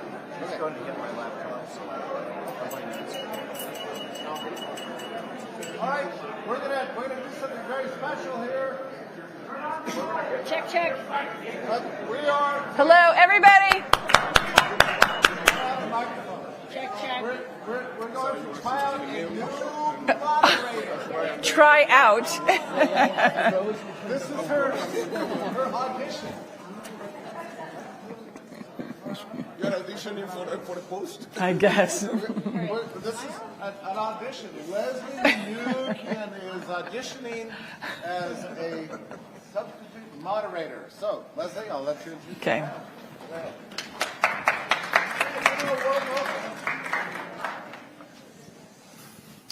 I think we should start out with shoes, Ryan. Uh-oh. Oh, gosh. I have leopard skin. He's got on some, I don't know Yours are what very they are. nice as well. So we go from the nicest ones to the ugliest ones. I'd go barefoot. Yeah, well, we'll talk about that. So you will know from yesterday that I have a history in finance. I also made a documentary film, and then I founded Health Freedom Defense Fund. But before I did the final two, I actually became a homeopath. So I had all sorts of health issues subsequent to a bunch of vaccines that I received when I was 28 years old and had just graduated from business school before I went to go and start work in New York on Wall Street. And it's taken me over 30 years to regain my health, or to at least get back to a semblance of health. It's been very, very difficult. And I was living in London and getting sicker and sicker, not understanding what was wrong with me, kept going to the doctor, and my Harley Street doctor, which is, you know, a very, very main street, kind of very, it's like going to a Park Avenue doctor in New York, said to me, I know you're sick, you know you're sick, I can't help you, mainstream medicine can't help you, you need to go and see an acupuncturist or a homeopath. And people probably don't know this, but there are homeopathic hospitals still in Britain. Mm-hmm. And in this country, there were about, 100 homeopathic hospitals at the turn of the 20th century. And most people don't know the history at all of health, medicine, well-being in this country. It's far more complex and diverse than what we have today. And I would even argue that what we have today is not about health at all. It's about sick care. But anyway, so I became a homeopath because I went and saw a homeopath, and it was life-changing. It resonated so very deeply with me. And so what I really want to do with this panel is explore what's happened to get us to where we are today. We've heard in the last panel, or the panel this morning, that some families can pay $50,000 a year to keep their insurance. Mm-hmm. What is the purpose of this? But actually, I forgot. Sorry, Jeffrey. Why don't you introduce yourselves? Sure. Dr. Ryan Cole. Thank you. So I'm a senior fellow with the Independent Medical Alliance, board-certified Mayo Clinic-trained pathologist, and medical freedom fighter. I'm Sarah Thompson. I practice and teach homeopathy in classical tradition. I'm based in Maine, but I work all over the country and all over the world. And what I am excited about, in addition to what we're talking about here with health and medicine, is the language of health and medicine and the narrative of health and medicine. And so when I have the mic, I'm going to talk about words a little bit before I even talk about homeopathy. Sure. And I am Joe Varon. I'm the President and Chief Medical Officer of the Independent Medical Alliance. And I'm the classic example of somebody that would think that everybody in this room was crazy. and now I am 100% with the program. And, it's been a transition. For all of us, it's been a transition. For me, I'm almost like you, about 11 years ago, I had a stroke. And the day after the stroke, the social worker comes to my room in the ICU and says, Dr. Varon, I have great news for you. You can go on disability.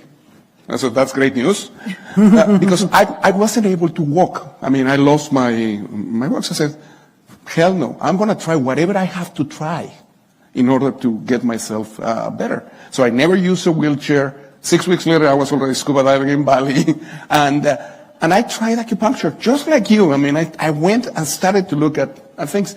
And even though I have been one of those people that always is thinking outside the box, I was pretty much with the program. I mean, I was very inclined to listen to the biology and stuff like that.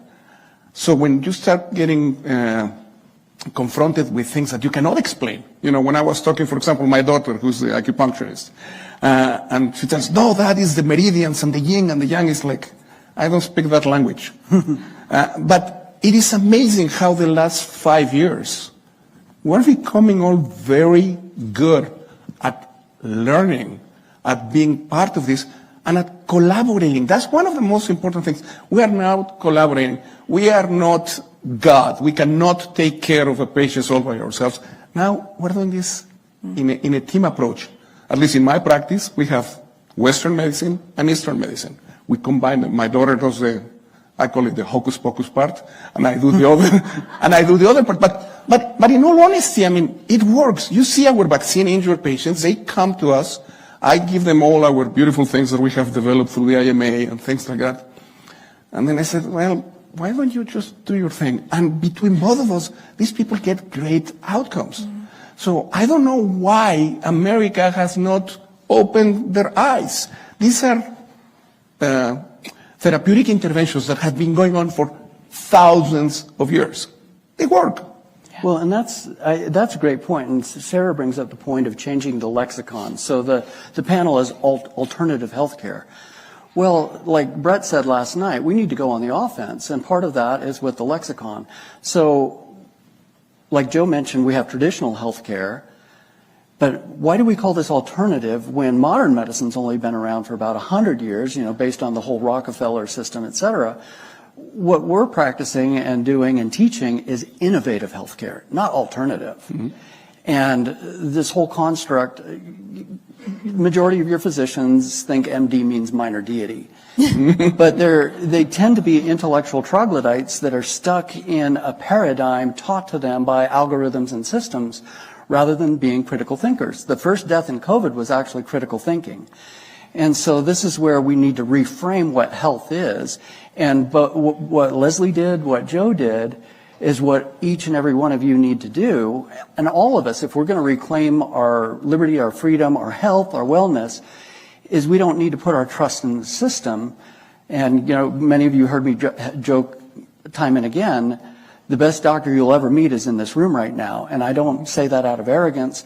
I say it because you are the best doctor you will ever meet. Yeah. Nobody knows your body, your needs, what you can do better than you do.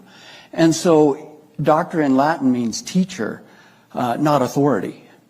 And so if you have a good physician, he or she should be teaching you so that you can take charge of your own health, optimize the things that you need to do on a daily basis to be your own best doctor. And so can I just... I think for the benefit of everybody in the room, it would be really helpful, Sarah, if you would talk a little bit about homeopathy, how it came to be, the development of the American Institute of Homeopathy, the AMA, 3 years later, just to give us a little bit of context as we unpack this. Well, there's something I want to say before I do that, which is, I don't know where Jeffrey is now. There he is. So the first thing to think about is when we're looking at the question of health, what we're doing right now, is part of it. And last night at dinner, we sang Happy Birthday to Cooper, who I've now called out. It's Cooper's birthday week. And so to lead us off in what becomes the atonal birthday dirge, Jeffrey intoned us into the key. And so I think what we do up here is that Jeffrey and now Leslie intone us into the key of inquiry, the key of dialogue, the key of collaboration, the key of debate, the key of curiosity. And then we have a jam session. And then we have more jam sessions. And so first, I want to thank Jeffrey for putting us on the stage and throwing on the jam and being our band leader. And then this takes me into the metaphor of music. And the root tone for the song Happy Birthday is a little low for me, so I sing in a close harmony. But when I play the banjo, clawhammer banjo, it has a drone. And on the most of the downbeats, you play this drone, this one note that is that gritty undertone beneath that high, lonesome sound.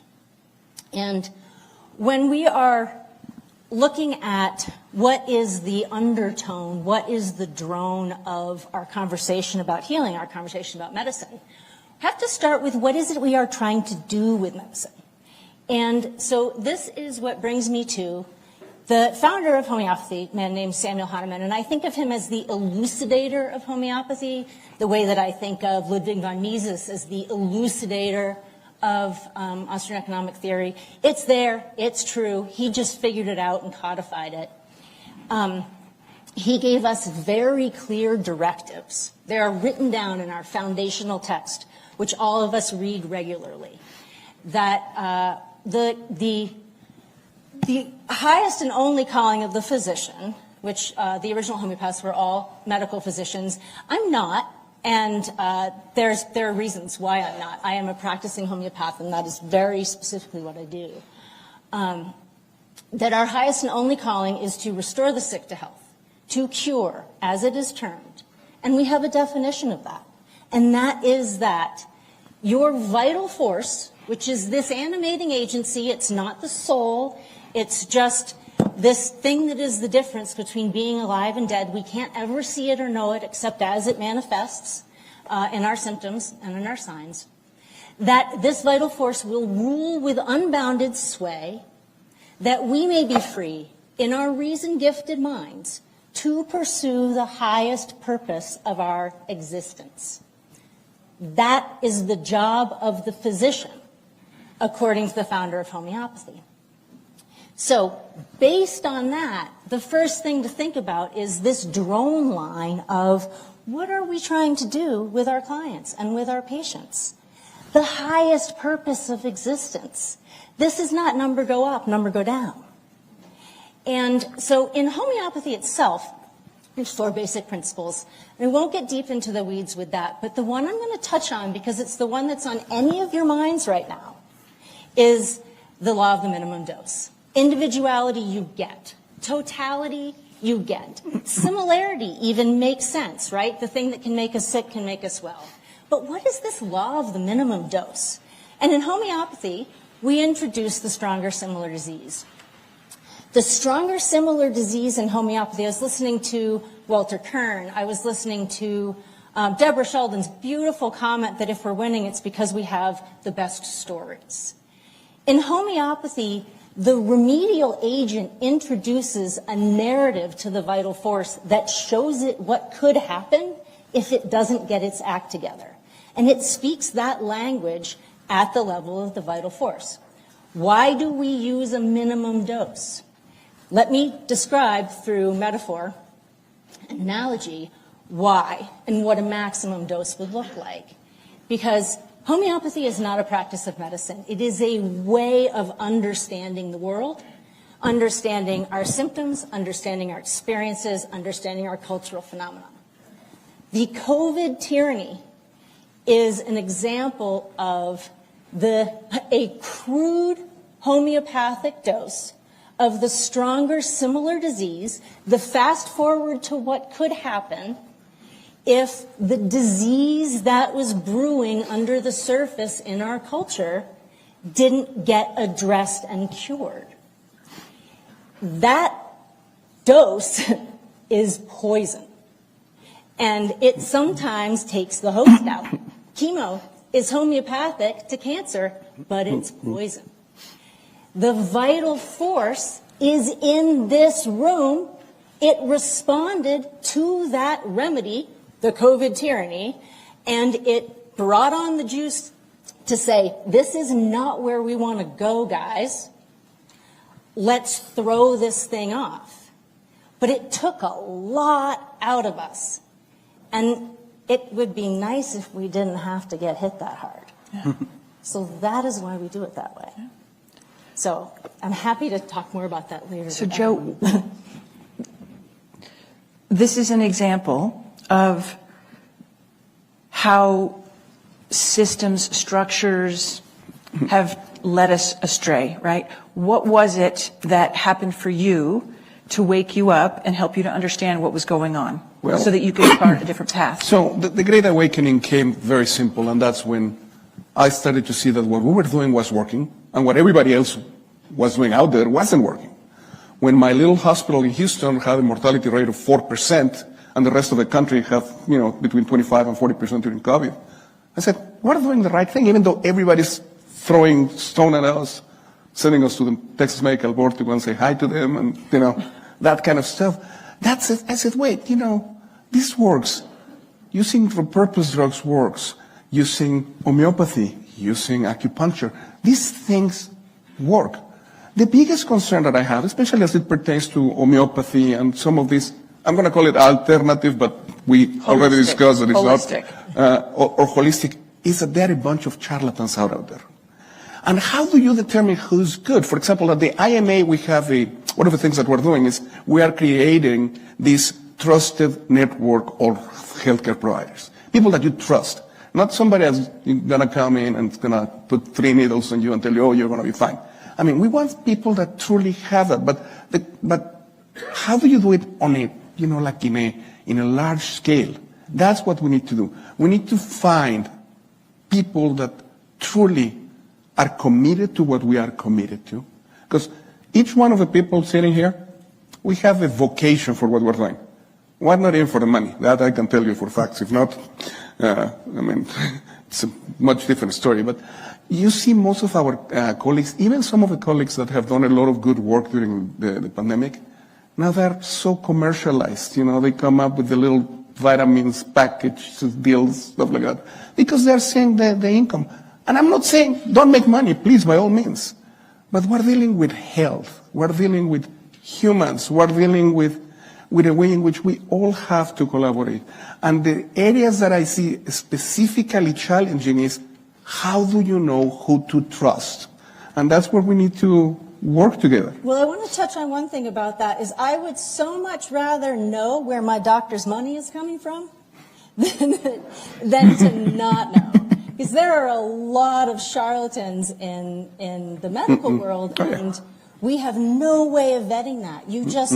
You see, I think about people, they see this MD, and then I've heard Joe speak to this horrifying phenomenon of the brain death and the, when they harvest organs, that you are going into a surgery with a total stranger. You will be at their complete mercy. You know nothing about this person. And I think this kind of networking, to me, it all comes down to we really do have to create these networks of trust. Person to person, most of my business comes from referral. And I think that's really how we do it, because any effort to create a credentialized authority inevitably gets us to the same place. We can have, the IMA, we can team up and give it a name and call it that, but then you're not just putting your stamp of approval on people. We still, I would love to be able to get deep dives on any practitioner, anytime, to be able to say, I'm interested in working with this person. Are there any of their former patients willing to talk to me? Well, don't go to Google reviews because they'll attack all of us. Or if not, go like, I don't know if you guys saw the post of Mary Bowden this week, that she says, oh, I want to thank the Houston Chronicle for referring so many patients to me. She says, after the hit job that they had on me last week, who referred you? The Houston Chronicle. No, you bring up a great point, Sarah. And okay, so I made the joke about MD meaning minor deity to a lot of physicians, but it should mean make a difference. And if your doctor doesn't care, fire your doctor. And like I said, you're your own best doctor, so you're the ones who should care. And what if I told you that the majority of medical science, medical research for the last 100, 150 years is all wrong?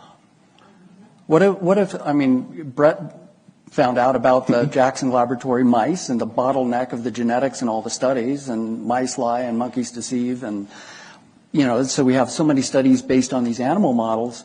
But what if all the great discoveries in medicine were actually mostly accidental? What if all the great discoveries in history were an apple falling on somebody's head? Because that's really how things happen. It's not like, we need the double-blinded, placebo-controlled gold standard trial, and that's the only way that we get science, I am the science. But we don't get it that way. All the great science comes from observation.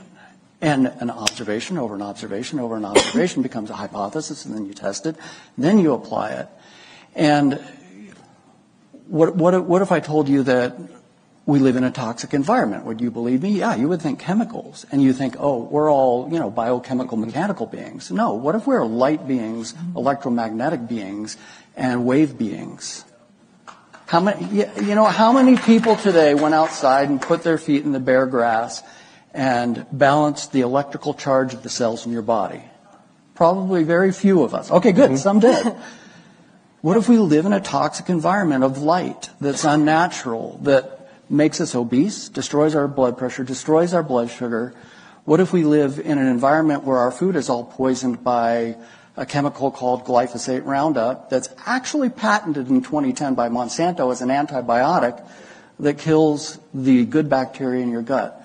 What if we are living in an environment where everything that we've studied was done under blue light, which is not natural and is toxic? All the animal studies, all the lab studies, those were all done where the cells were getting the wrong input. So what if all of medicine is actually pretty wrong? And what if she's right that the minimal safe dose or the minimal necessary dose is probably the right way to do it, because it has nothing to do with the studies that have been done, because they've mostly been done incorrectly? So I guess what I'm saying is, question the paradigm. Question everything. So basically, we're in a situation where trust is a major issue. Mm-hmm. All of our institutions have been corrupted. Burn it down. The license, all the MDs, everybody, they're licensed, right? Mm-hmm. 40,000 patients are injured every single day in American hospitals. Yeah, every single day. Third leading cause of death in America is the medical system. And in something like, there was a study done in some of the Carolina hospitals, 18% of hospital admissions ended up in a serious adverse event. 2.5% of those ended up in death. Mm-hmm. These were hospital errors. My point is, just being licensed doesn't matter. Well, this is happening by licensed credentials individuals. So what's the solution? But, we have been brainwashed that we need, well, not we, but, people think that, the doctor, he knows everything. And they forget. I don't know if you remember what Greeks used to say, "Kie iathros o pathos," who knows more about the disease than the one that has it? Mm-hmm. So I think that we are in an environment where everybody should question their doctors, because I have patients that come to me with data that I'm like, oh my gosh, and not Google data, people that truly dive into what's going on, especially some of the long haul patients. They're really well educated, and the system is failing them. The system is failing them. The system is an algorithm, and you are not a data point or a statistic. You're a human being.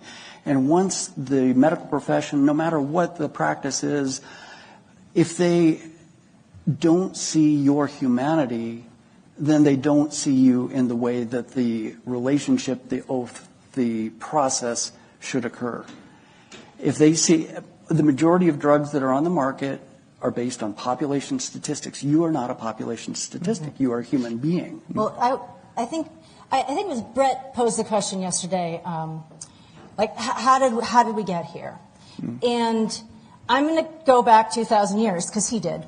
So the Brownstone Institute, just very quickly, when the first time I ever gave a presentation for Brownstone, I knew there was an event, that there was going to be some space on the stage, and I approached Jeffrey, and I said, can I give this talk about the history of the AMA?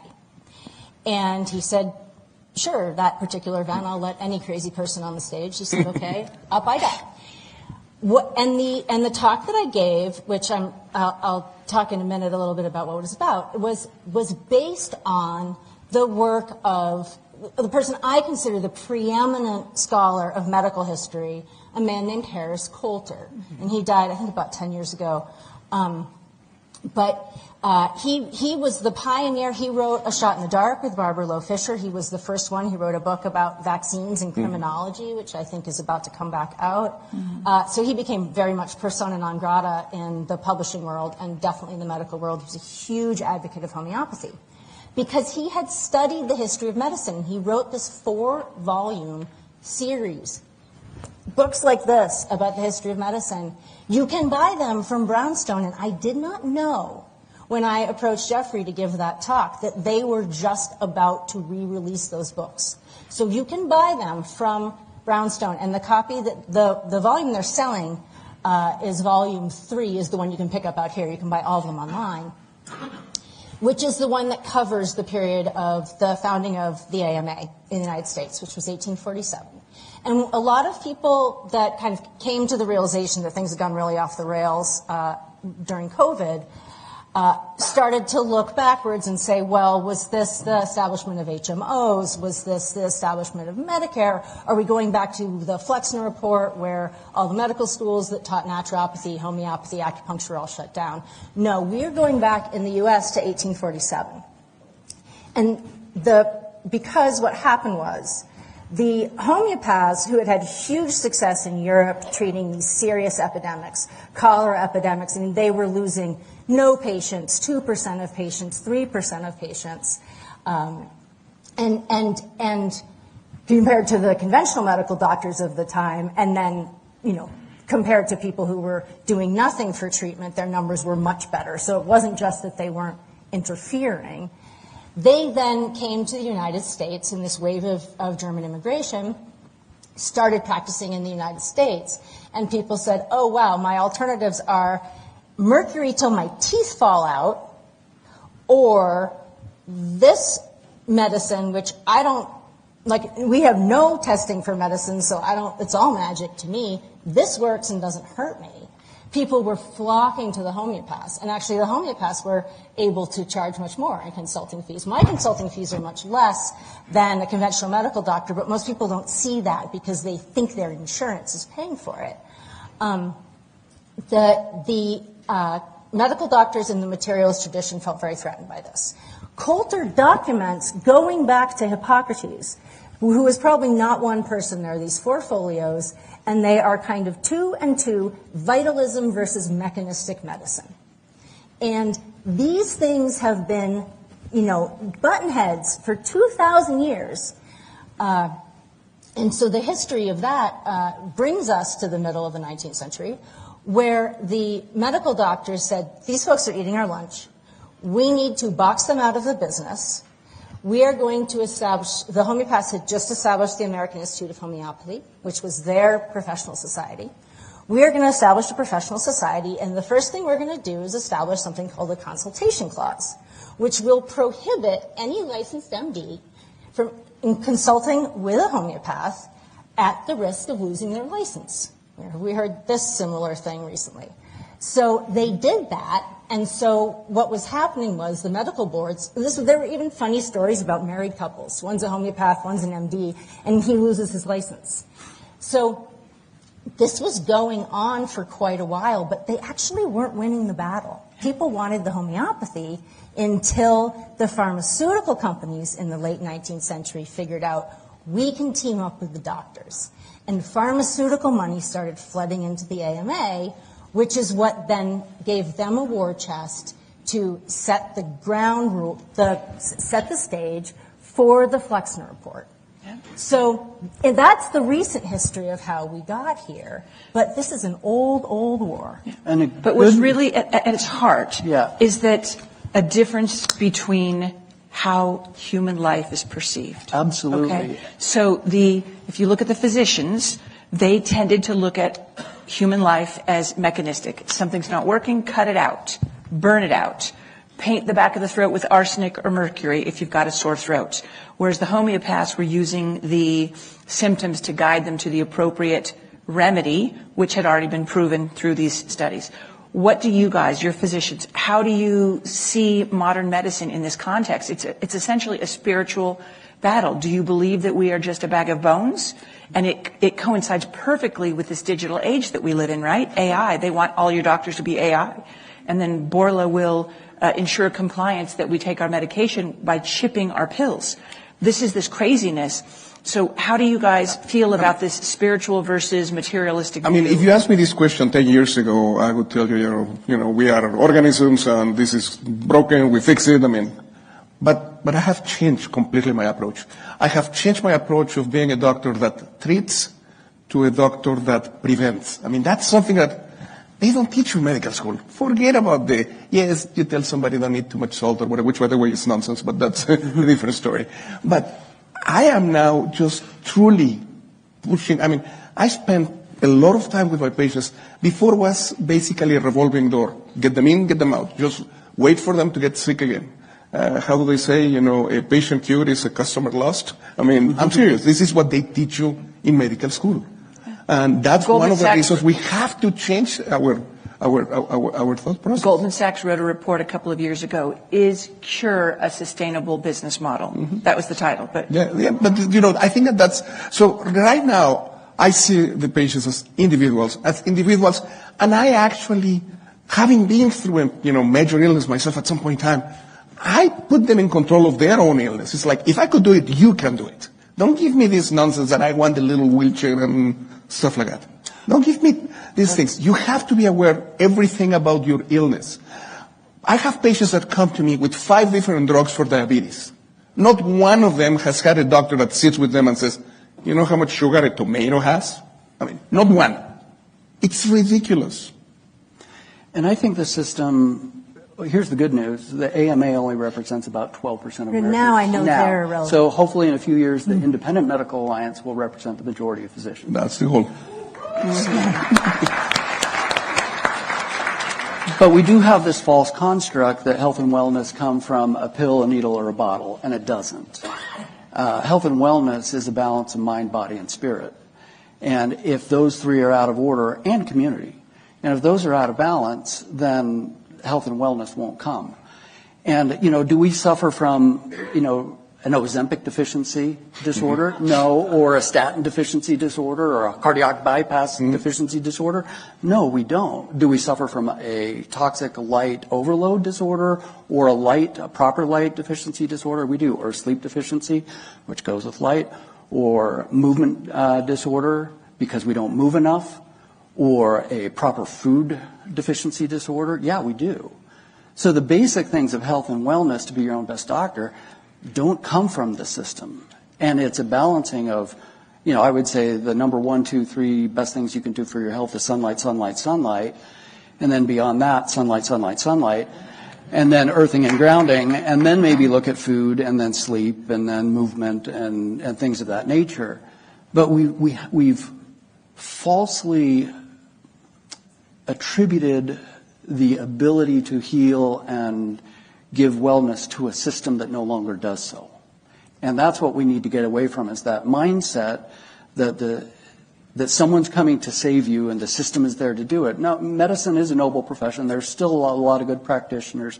I don't want to say that all medicine is bad and all pharma is bad. It's not. Insulin saves my brother's life. He's type 1 diabetic. He wouldn't be alive today if it weren't for that. Thyroid replacement hormone for those like me, who've had their thyroid wiped out years ago by an autoimmune condition. There are a lot of good medicines that are useful and necessary, but don't look at medicine or a pill or a bottle or a needle to be your be-all and end-all, because it isn't. Because the majority of things that we can do for balance of the mind, mental wellness, leads to physical wellness, leads to spiritual wellness, leads to community wellness. Those things we can do without ever seeing a doctor. And a doctor, his or her goal should always be to put themselves out of business. If their patients are as healthy as they should be that teacher, they should be that coach, and it should be their goal to eventually just be a shaman in the community, there for advice when you need it. And they should. We also have an education deficiency disorders we've talked about in some of the panels so far, but that education is actually the physician. Medicine advances every time there's a funeral, because we're stuck 10 years in the past in modern medicine, if not 100 years in the past, to be honest. And we don't advance as a profession because we're stuck in this paternalistic, algorithmic pattern instead of, and we brought this up before the panel, there is no such thing as public health. That is a lie. There is only individual health. And Maha is going to become ha-ha if we don't focus on my ha, which is make yourself healthy again. Yeah. So this is where I want to go now because it's so important. There are so many people in the MAHA movement, many of whom are in this room, who want to see Americans be healthier. Absolutely. Okay?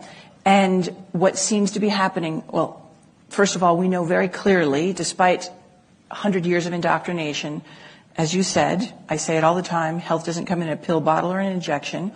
It comes from eating meat and animals that are fed the way that they're supposed to, by getting sunlight, by exercising properly, grounding. It comes from eating whole foods that are nourishing, mineral rich, drinking bone broths and things like this. These are the ways that we become healthy. But the other part of it is that we don't poison ourselves. Mm-hmm. And medicine has morphed into this situation where it's seemingly poisoning us, at least modern medicine, this paradigm. And so what I'm wondering is, and then you see what's happening with MAHA. MAHA is focused so much on the food. Is that helpful? How do you guys see what's happening? It's helpful, but it's not enough. Amen. I mean, it's helpful, and I truly, I applaud the efforts of MAHA, but it's not enough. You cannot just say it's the foods, that's it. I mean, you said something very, very, that I tell my patients. Movement is medicine. Just moving, for God's sake. People don't walk. I take my car to go from here to the other thing. I mean, I'm the one supposed to be teaching people to it. We need to change this concept that, you go to the doctor just because he's going to fix you, give you that little pill thing.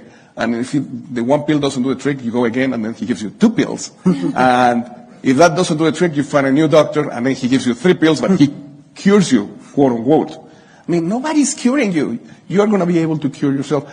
Patients need to be empowered, but they need to be responsible. They need to be part of this. And I think that that's one of the things that you guys do in homeopathy. So let me just say, how are we going to get accurate information? Because you look at, cholesterol is one of the biggest lies ever told. Now it's high blood pressure. People, high blood pressure, this is the next thing that they're doing. All these blood pressure medicines are so dangerous, and all they do is once they achieve penetrate the market, then they just lower the threshold. So that they can get more. Yeah, normal cholesterol used to be 300 till they came up with a pill. Then they moved it down to 220. Now they're trying to move it down to 200 because they have a pill that can do it, but people with higher cholesterol live longer, yes, especially women. Same thing with high blood pressure. My point is, how does the public actually get accurate information? Because they're being deceived by the media, by the universities, by the journals, by all the medical publications. I read this week that ABC World News Tonight took in $15 million in 1 month in advertisements from the pharmaceutical industry in 1 month. Well, so the pharmaceutical industry, I think Kim used the phrase sales funnel to talk about the lead magnet in the schools with the psych eval. But the pharmaceutical industry is not a sales funnel. It's the sales funnel. It's the most successful sales funnel in the history of humanity. It starts before birth. You are indoctrinated at the moment of birth, if you're born in a hospital, that there's some kind of deficiency. You are so you're born, you're fallen, that's the fall. You're deficient in your medicine, but you can go to the doctor, and that word used to be synonymous, right? The doctor and the priest. You go to the doctor, you receive the sacrament. That's a level of, you're atoning. You're still not going to get out of it alive. If you continue to have symptoms we don't have a pill for, then those must be things you're supposed to live with.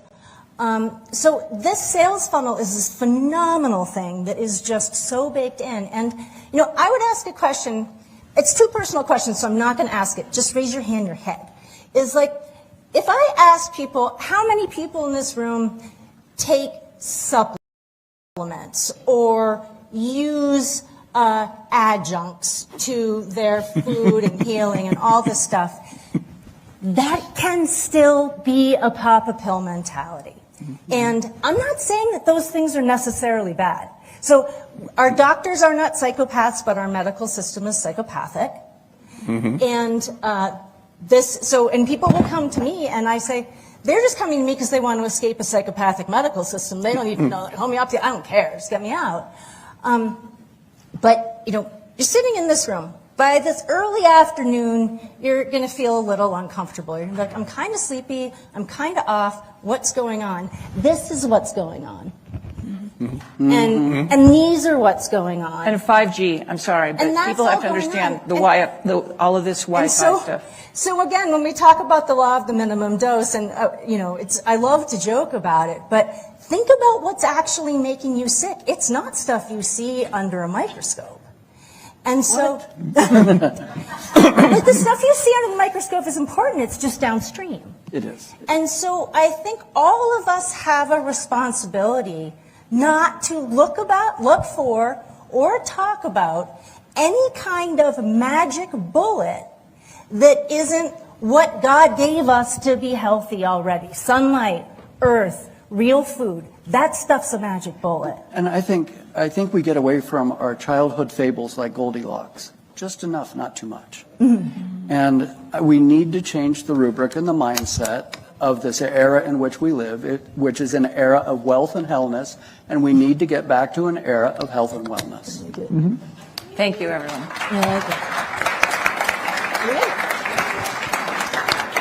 Did you want to do something? She's doing a great job, huh? Thanks, Leslie. So you get the post. she's hired. You're hired. Well, I'm very happy to.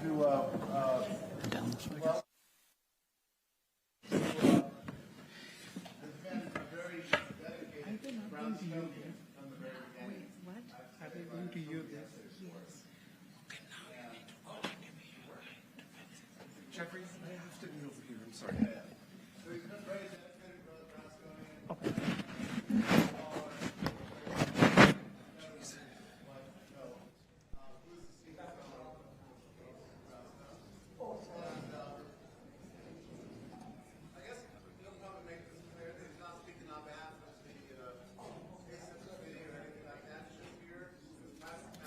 It's already connected. Do you?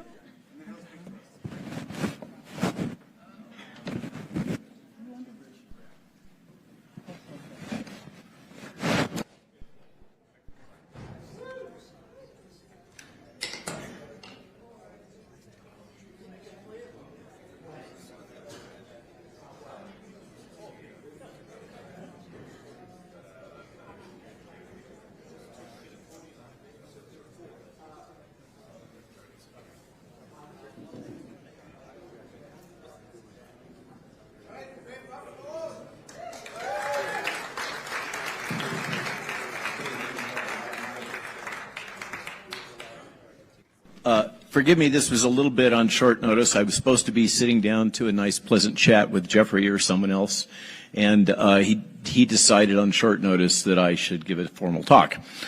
So what I did, just to be open and transparent, because that's our theme here, is I took the talk that I gave 2 weeks ago at the European Parliament and cut it down and restructured a little bit on short notice. And this was, at the time, focused on meeting at the EP in Brussels for the launch of the Make Europe Healthy Again movement, which was well received. But you're going to notice a little bit of Euro talk in this. Forgive me, but I think with the parts that I left in here, I think are useful. And I'm going to start with the caveats that I absolutely have to give. Remember that we're being broadcast here. I was reminded by that in that a friend of ours sent some snapshots when Jill was on that session yesterday that had been streaming. So I have to be sensitive to the fact that I'm not just speaking to this room. I'm speaking to unknown others, which may include our good friends in corporate media. Therefore, I must provide the following caveats. The title of the talk, The Maha Movement, A View from Within. I'm a Maryland licensed physician and serve as the co-chair of the CDC Advisory Committee on Immunization Practices, as well as medical advisor to MAHA Alliance 501c4. Technically, in my current work supporting the federal administration, I serve as a, quote, special government employee without pay. It's an odd little category. It's the thing that Elon Musk was doing, Kelly Means, etc. So therefore, I need to say, the opinions expressed here are my own and do not necessarily represent those of the U.S. government, the U.S. Centers for Disease Control or Prevention, or the CDC Advisory Committee on Immunization Practices. There, we got that part out. Starting, let's focus for a moment on medical ethics. I hope and trust that you share my strong support for both individual informed consent as defined in the Nuremberg Accords and the Helsinki Agreement, as well as the principle of subsidiarity enshrined in both the doctrines of the Catholic Church, as well as Article 3 of the Treaty of the European Union. Frankly, I think it's one thing that could be done to strengthen our Constitution is to include a clause akin to the subsidiarity clause that exists in the treaty that founds the European Union. What is that? This component of the European Union Treaty states that, quote, under the principle of subsidiarity in areas that do not fall within its exclusive competence, the Union, that's the European Union, shall act only if and insofar as the objectives of the proposed action cannot be sufficiently achieved by the member states, either at central level or at regional and local level, but rather, by reason of scale or effectiveness of the proposed action, be better achieved at union level. Now, this is kind of akin to states' rights, but it extends a lot further. The principle of subsidiarity really is the logic that should extend all the way down to our school boards. That the core of the principle is that the most competent local authority shall be empowered to make policy decisions, to make crucial decisions. And this is anathema to what we call the administrative state or the bureaucratic state.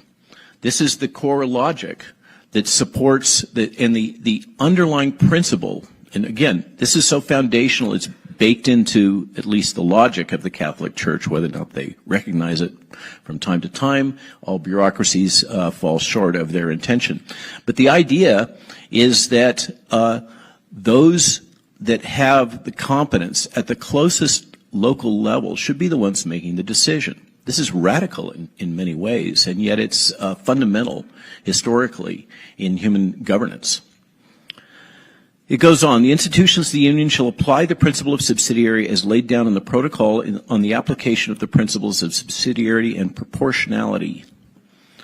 Action should be proportional to the need. National parliaments ensure effective implementation of the principle of subsidiarity through the procedure set out in that protocol. The analogy is, of course, that the national governments in the European Union are akin to the state governments here in the United States. In my opinion, in medical matters, the patient is the lowest effective level of governance. For if we're not allowed to govern our own bodies and what medical treatments we accept, then there is no personal freedom and there can be no proportionality. Under the principle of subsidiarity, you are the ones that have the right to govern what happens to your body. The cornerstone of this ethical structure is the principles of patient-informed consent, which were widely violated during COVID. I think we can all agree on that. In a free society, citizens must have the freedom to decide what medical procedures they wish to accept for themselves and their children. They must be provided complete, transparent access to the full spectrum of information concerning risks and benefits of procedure, including vaccination. And they must be allowed to choose whether to accept a medical procedure, whether or not it is an experimental procedure, without being subjected to coercion, compulsion, or enticement. The interests of the collective society should not outweigh the rights of the individual to bodily autonomy. This is fundamental. This is the core of 20th century bioethics, which, by the way, just as an aside, have now, I doubt there are anybody here that's monitoring what's going on in the universities concerning ethics and medical ethics. But in the 21st century, this has all been transformed. They literally call it utilitarian bioethics. And it's structured under the thesis that what should be optimized is the greatest happiness for the greatest number. Now, y'all can figure out where that goes, because then the power resides in who gets to define happiness. Okay? And that is the basis, that is the structural underpinnings of modern public health. When we grapple with what's going on in the CDC, what's going on across all of HHS, what's going across the entire Western medical system, what we're dealing with is the modern thesis of utilitarian bioethics that the state should act to optimize the greatest happiness for the greatest number. The toll in economic and social damage, sickness, death, and loss of faith and legitimacy for public health and the healing professions consequent to the last 5 years of twisted public policies is profound and cannot be easily repaired. Consequent to this heavy-handed mismanagement, we now face a crisis of confidence in public health and medical caregiver legitimacy in both the United States and Europe. By the way, this is not happening so much in the outlying economic subsidiary states, like in Africa, for instance, what we used to call the emerging economies. This is a Western problem. The big difference in the political climate and affairs between the United States and the European Union is the outcome of the recent leadership elections. The Europeans have Ursula von der Leyen. If you're not tracking that, she heads the European Commission, which is all appointed. So you think things are bad here, it can be worse. Here in the United States, we have Donald Trump and his close ally, Robert F. Kennedy, Jr.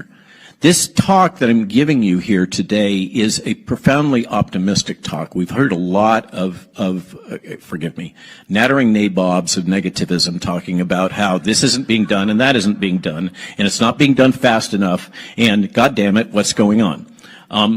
I can tell you from without telling tales from my perch on the inside, this is incredibly complex. What we're dealing with right now is a hostile takeover of the federal government and particularly HHS, and they don't like it very much. And they are using every means in their power to resist it, okay? And that includes their reach over the information outlet of approved narratives that we call corporate media, which is where Brownstone comes in. Just to put a little bit of leavening here, you folks, your business, our business here, is to overthrow the false promoted narratives and substitute truth. That's it.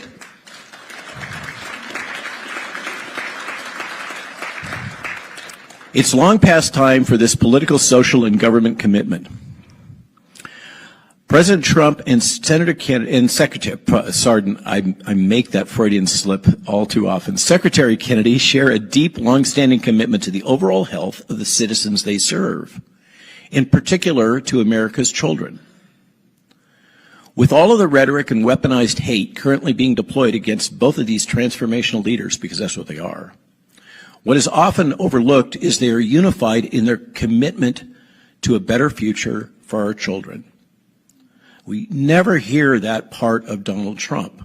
Donald Trump cares about kids. He really does. Secretary Kennedy cares about children. It is one of the things that brings them together and creates a common bond and a common objective. As I was saying, it's a long past time for this political, social, and government commitment. As President Trump has often pointed out, data demonstrate that if nothing is done, America's children will live shorter, sicker lives than those of their parents. Now, if that's not a mic drop moment, I don't know what is. So let's talk about the Maha Commission. What's being done about this? You know, we were sitting here talking about, oh my God, so little is being done. It's so slow. Step back for a moment, okay? We're 9 months in, folks. What's going on? The Maha Commission. To understand and fix this situation, President Trump has launched an all-of-government response, in some ways similar to what he did for COVID with Operation Warp Speed. Nobody wants to hear that, okay? What happened, I disagree, as I think many of you do, with the work product of Operation Warp Speed. But in terms of getting the federal government to get off its butt and get something done and break through the silos, it was an amazing moment. That effort was transformational.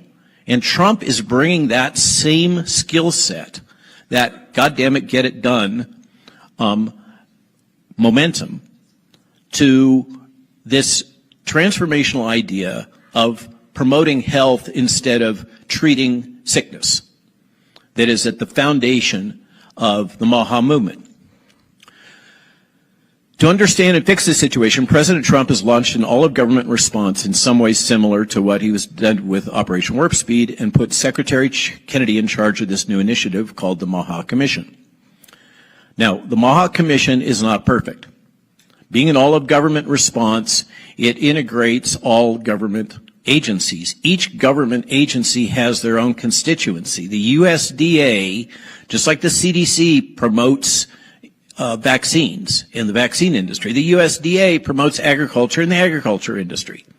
And so a lot of us justifiably are frustrated that we're not seeing the movement that we want to see on, say, for instance, pesticides. But remember, this is politics. Okay, this is sausage making. It's not perfect. It's DC. Get a clue.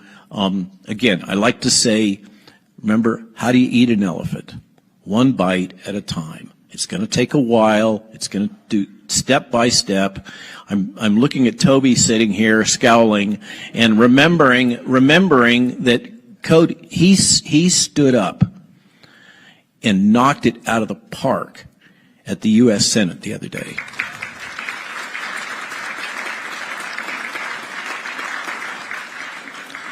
The Presidential Make America Healthy Again Commission was established by executive order on only February of 2025, shortly after Kennedy's confirmation to HHS Secretary.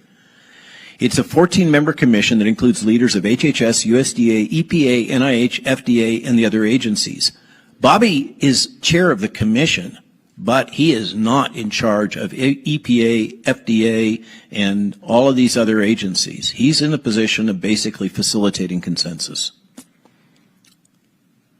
The mission focuses on addressing the chronic childhood disease epidemic, specifically obesity, diabetes, autism, and mental health disorders, by identifying root causes like poor diet, environmental toxins, over-medicalization, and inactivity.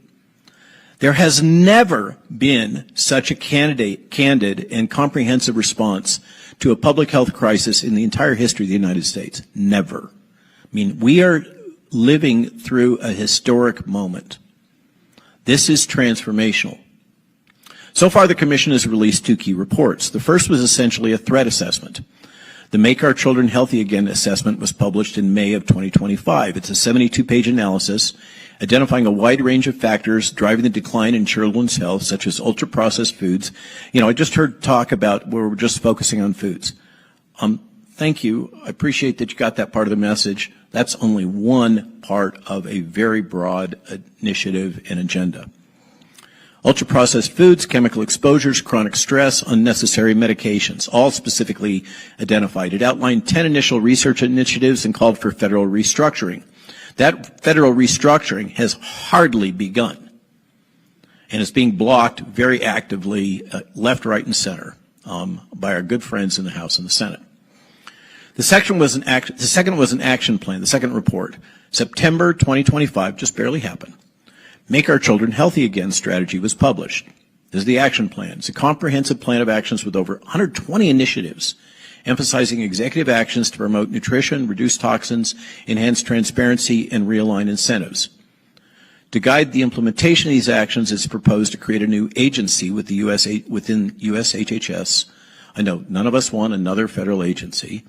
Currently called the Administration for Healthy America, or AHA. That's the working title. Strategy organizes initiatives into 4 pillars: advancing science, realigning incentives, raising awareness, fostering collaboration. Many aspects of this plan appear quite radical to Europeans and really to many mainstream Americans. Here are the pillars, briefly. In the area of nutrition and food policy, revamp dietary guidelines for Americans to prioritize whole foods, limit ultra-processed items, and ban synthetic dyes. Remove restrictions on whole milk in schools. Encourage states to waive SNAP benefits for sugary drinks and candy. Check, check. Define, label ultra-processed foods. Improve military and school meal standards. More fresh produce. Promote low-carb, whole food diets in action in guidelines and education. For the environmental toxins and chemical pillar, phase out petroleum-based synthetic food dyes. Check. In progress. Review GRAs. This is generally regarded as safe status for food additives.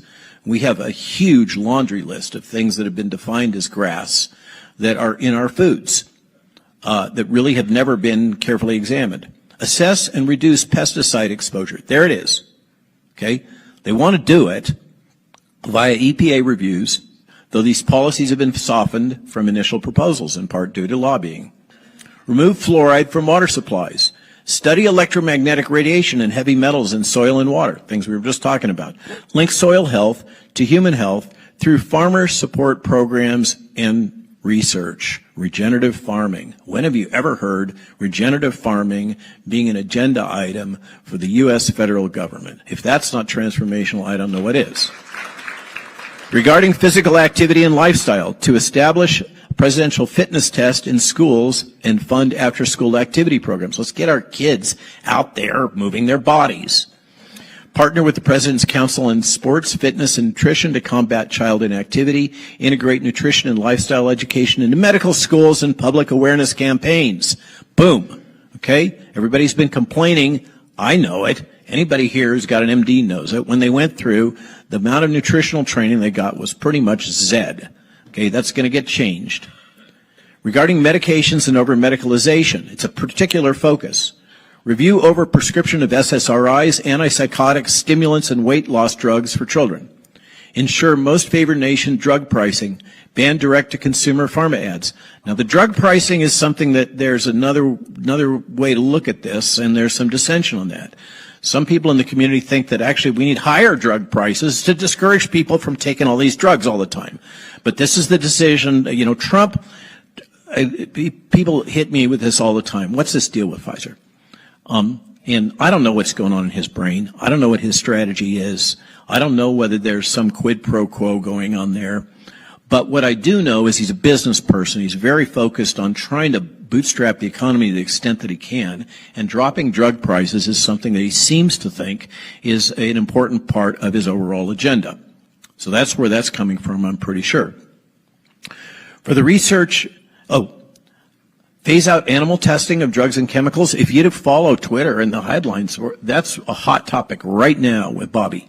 He's putting out all kinds of press and actions at FDA and otherwise. Full transparency on vaccine data.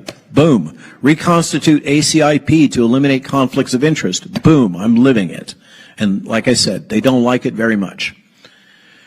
Regarding the research and transparency pillar, fund $50 million for autism and chronic disease research. Now, frankly, $50 million is a drop in the bucket.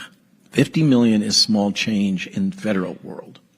I just discouraged Bobby from dropping $1 billion on some manufacturing facilities for biowarfare countermeasures that we absolutely don't need. Okay, $50 million, I'm sorry, I'd like to see that a little more robust. Eliminate industry influence through ethics frameworks and transparency rules.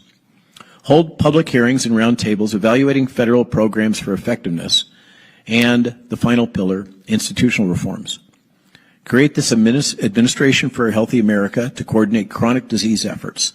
This AHA is going to pull from, it's going to eliminate like 15 other federal departments that exist right now, bundle them all into a common structure, get it aligned so that we don't have these silos where they're all fighting each other over turf, and get them oriented around promoting health and responding to chronic disease. Specific agenda: fire and replace conflicted CDC and NIH officials and cut $500 million from the mRNA projects. They did that, okay? Align 30-plus states with MAHA policies, prosecute misuse of public health funds. Has there been progress, or are these just words? Under Secretary Kennedy's leadership, HHS has already advanced special nutrition program waivers, dietary reforms, and ACIP reconstitution. And that's against huge headwinds. I mean, I can't tell you the challenges that the Secretary faces on a daily basis and his lead staff. He can't even staff up right now. The vast majority of his appointments are still pending. To date, the strategy emphasizes public sector, public-private partnerships, ergo with farmers and public engagement. However, there's been setbacks. Agriculture lobbies have influenced pesticide language, drawing criticisms from environmental groups and the general public, particularly with folks like us. Broader reforms face budget hurdles and congressional obstructionism. The broader long-term goals include reducing childhood obesity from 20% to under 10% by 2030, cutting chronic disease rates and reorienting the entire medical system from a focus on treating illness to promoting health, thereby saving trillions in healthcare costs through disease prevention. I'm going to take a minute. Okay, I'm going to cut out the whole section that talks about changes at the CDC and ACIP because I only have 3 minutes left. So let me just scan down. Oh, this is a key thing I want to mention. In this reorganization, the State Department is now assuming a greater role in global health policy. Major restructuring of the U.S. government health enterprise is in progress. Together with USAID, the CDC has traditionally led many aspects of U.S. international public health initiatives. Under President Trump, this is now changing. USAID has been decommissioned and the U.S. is withdrawing from the World Health Organization. The State Department will now be playing a much larger role in guiding U.S. international health policy.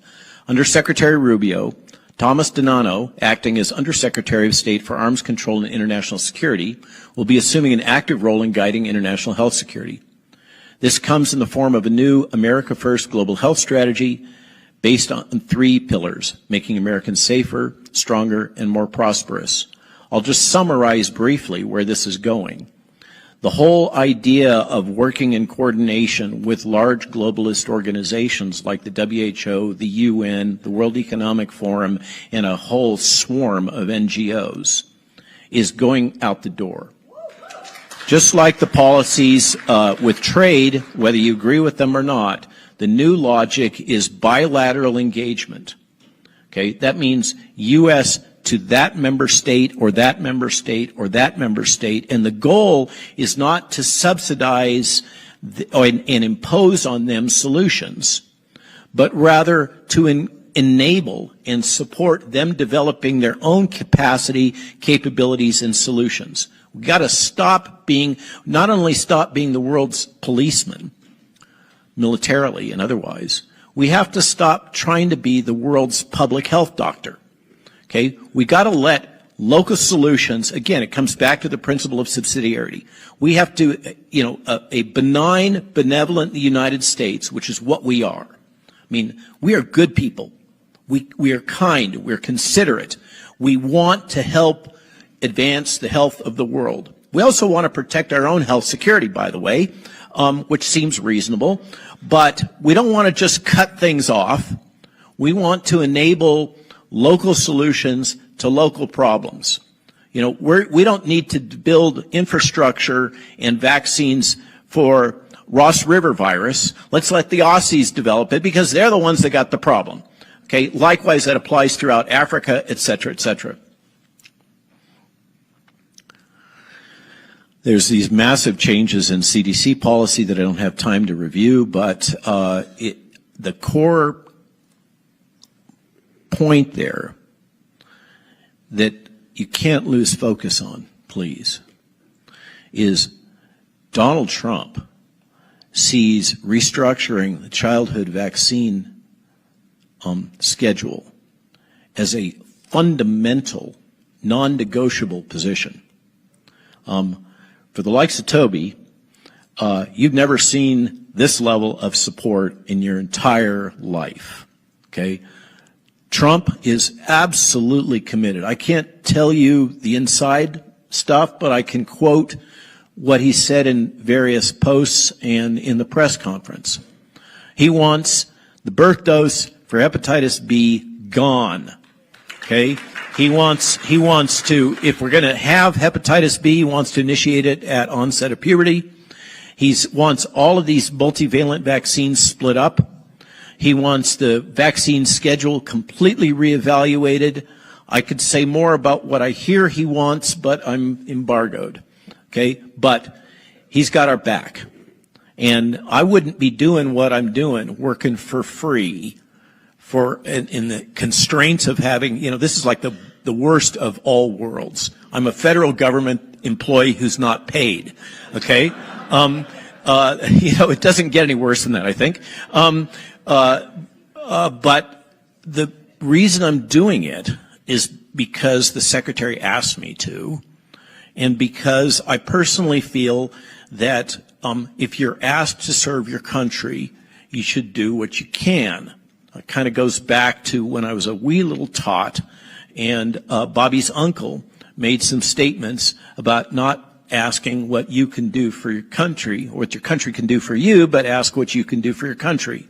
And I kind of think that also that infuses the spirit of Brownstone. We're not coming from a place of being, anarchist revolutionaries wanting to tear everything down. We're coming from a position of traditionalism, core values, and wanting to lift things up, wanting to make America better, and wanting to make America healthier.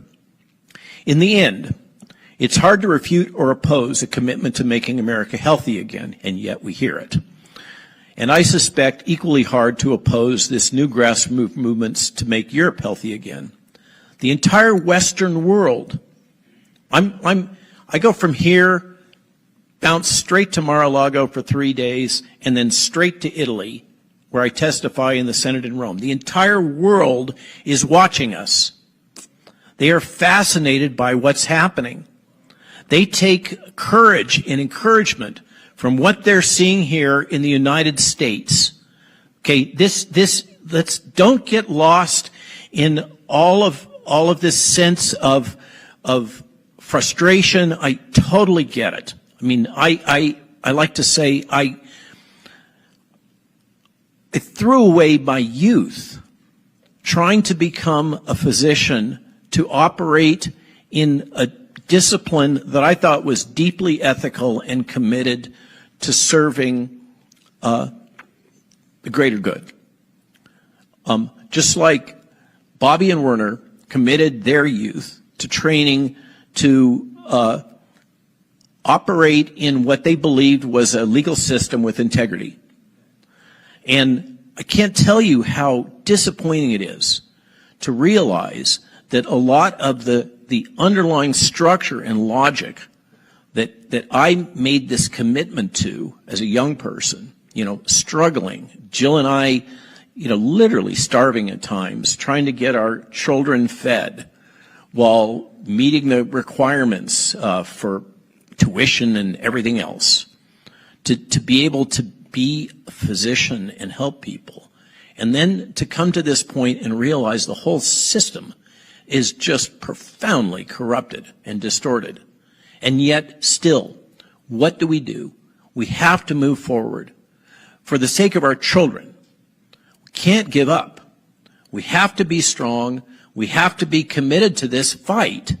And we are making progress. It's hard to see from time to time. It's frustrating, the setbacks we're encountering, and yet we're eating the elephant one bite at a time. Have patience. The entire Western world is looking at the American Maha movement for leadership. It's long past time for healthcare to focus on promoting health rather than treating disease. Thank you. I went over 5 minutes. Thank you for your tolerance.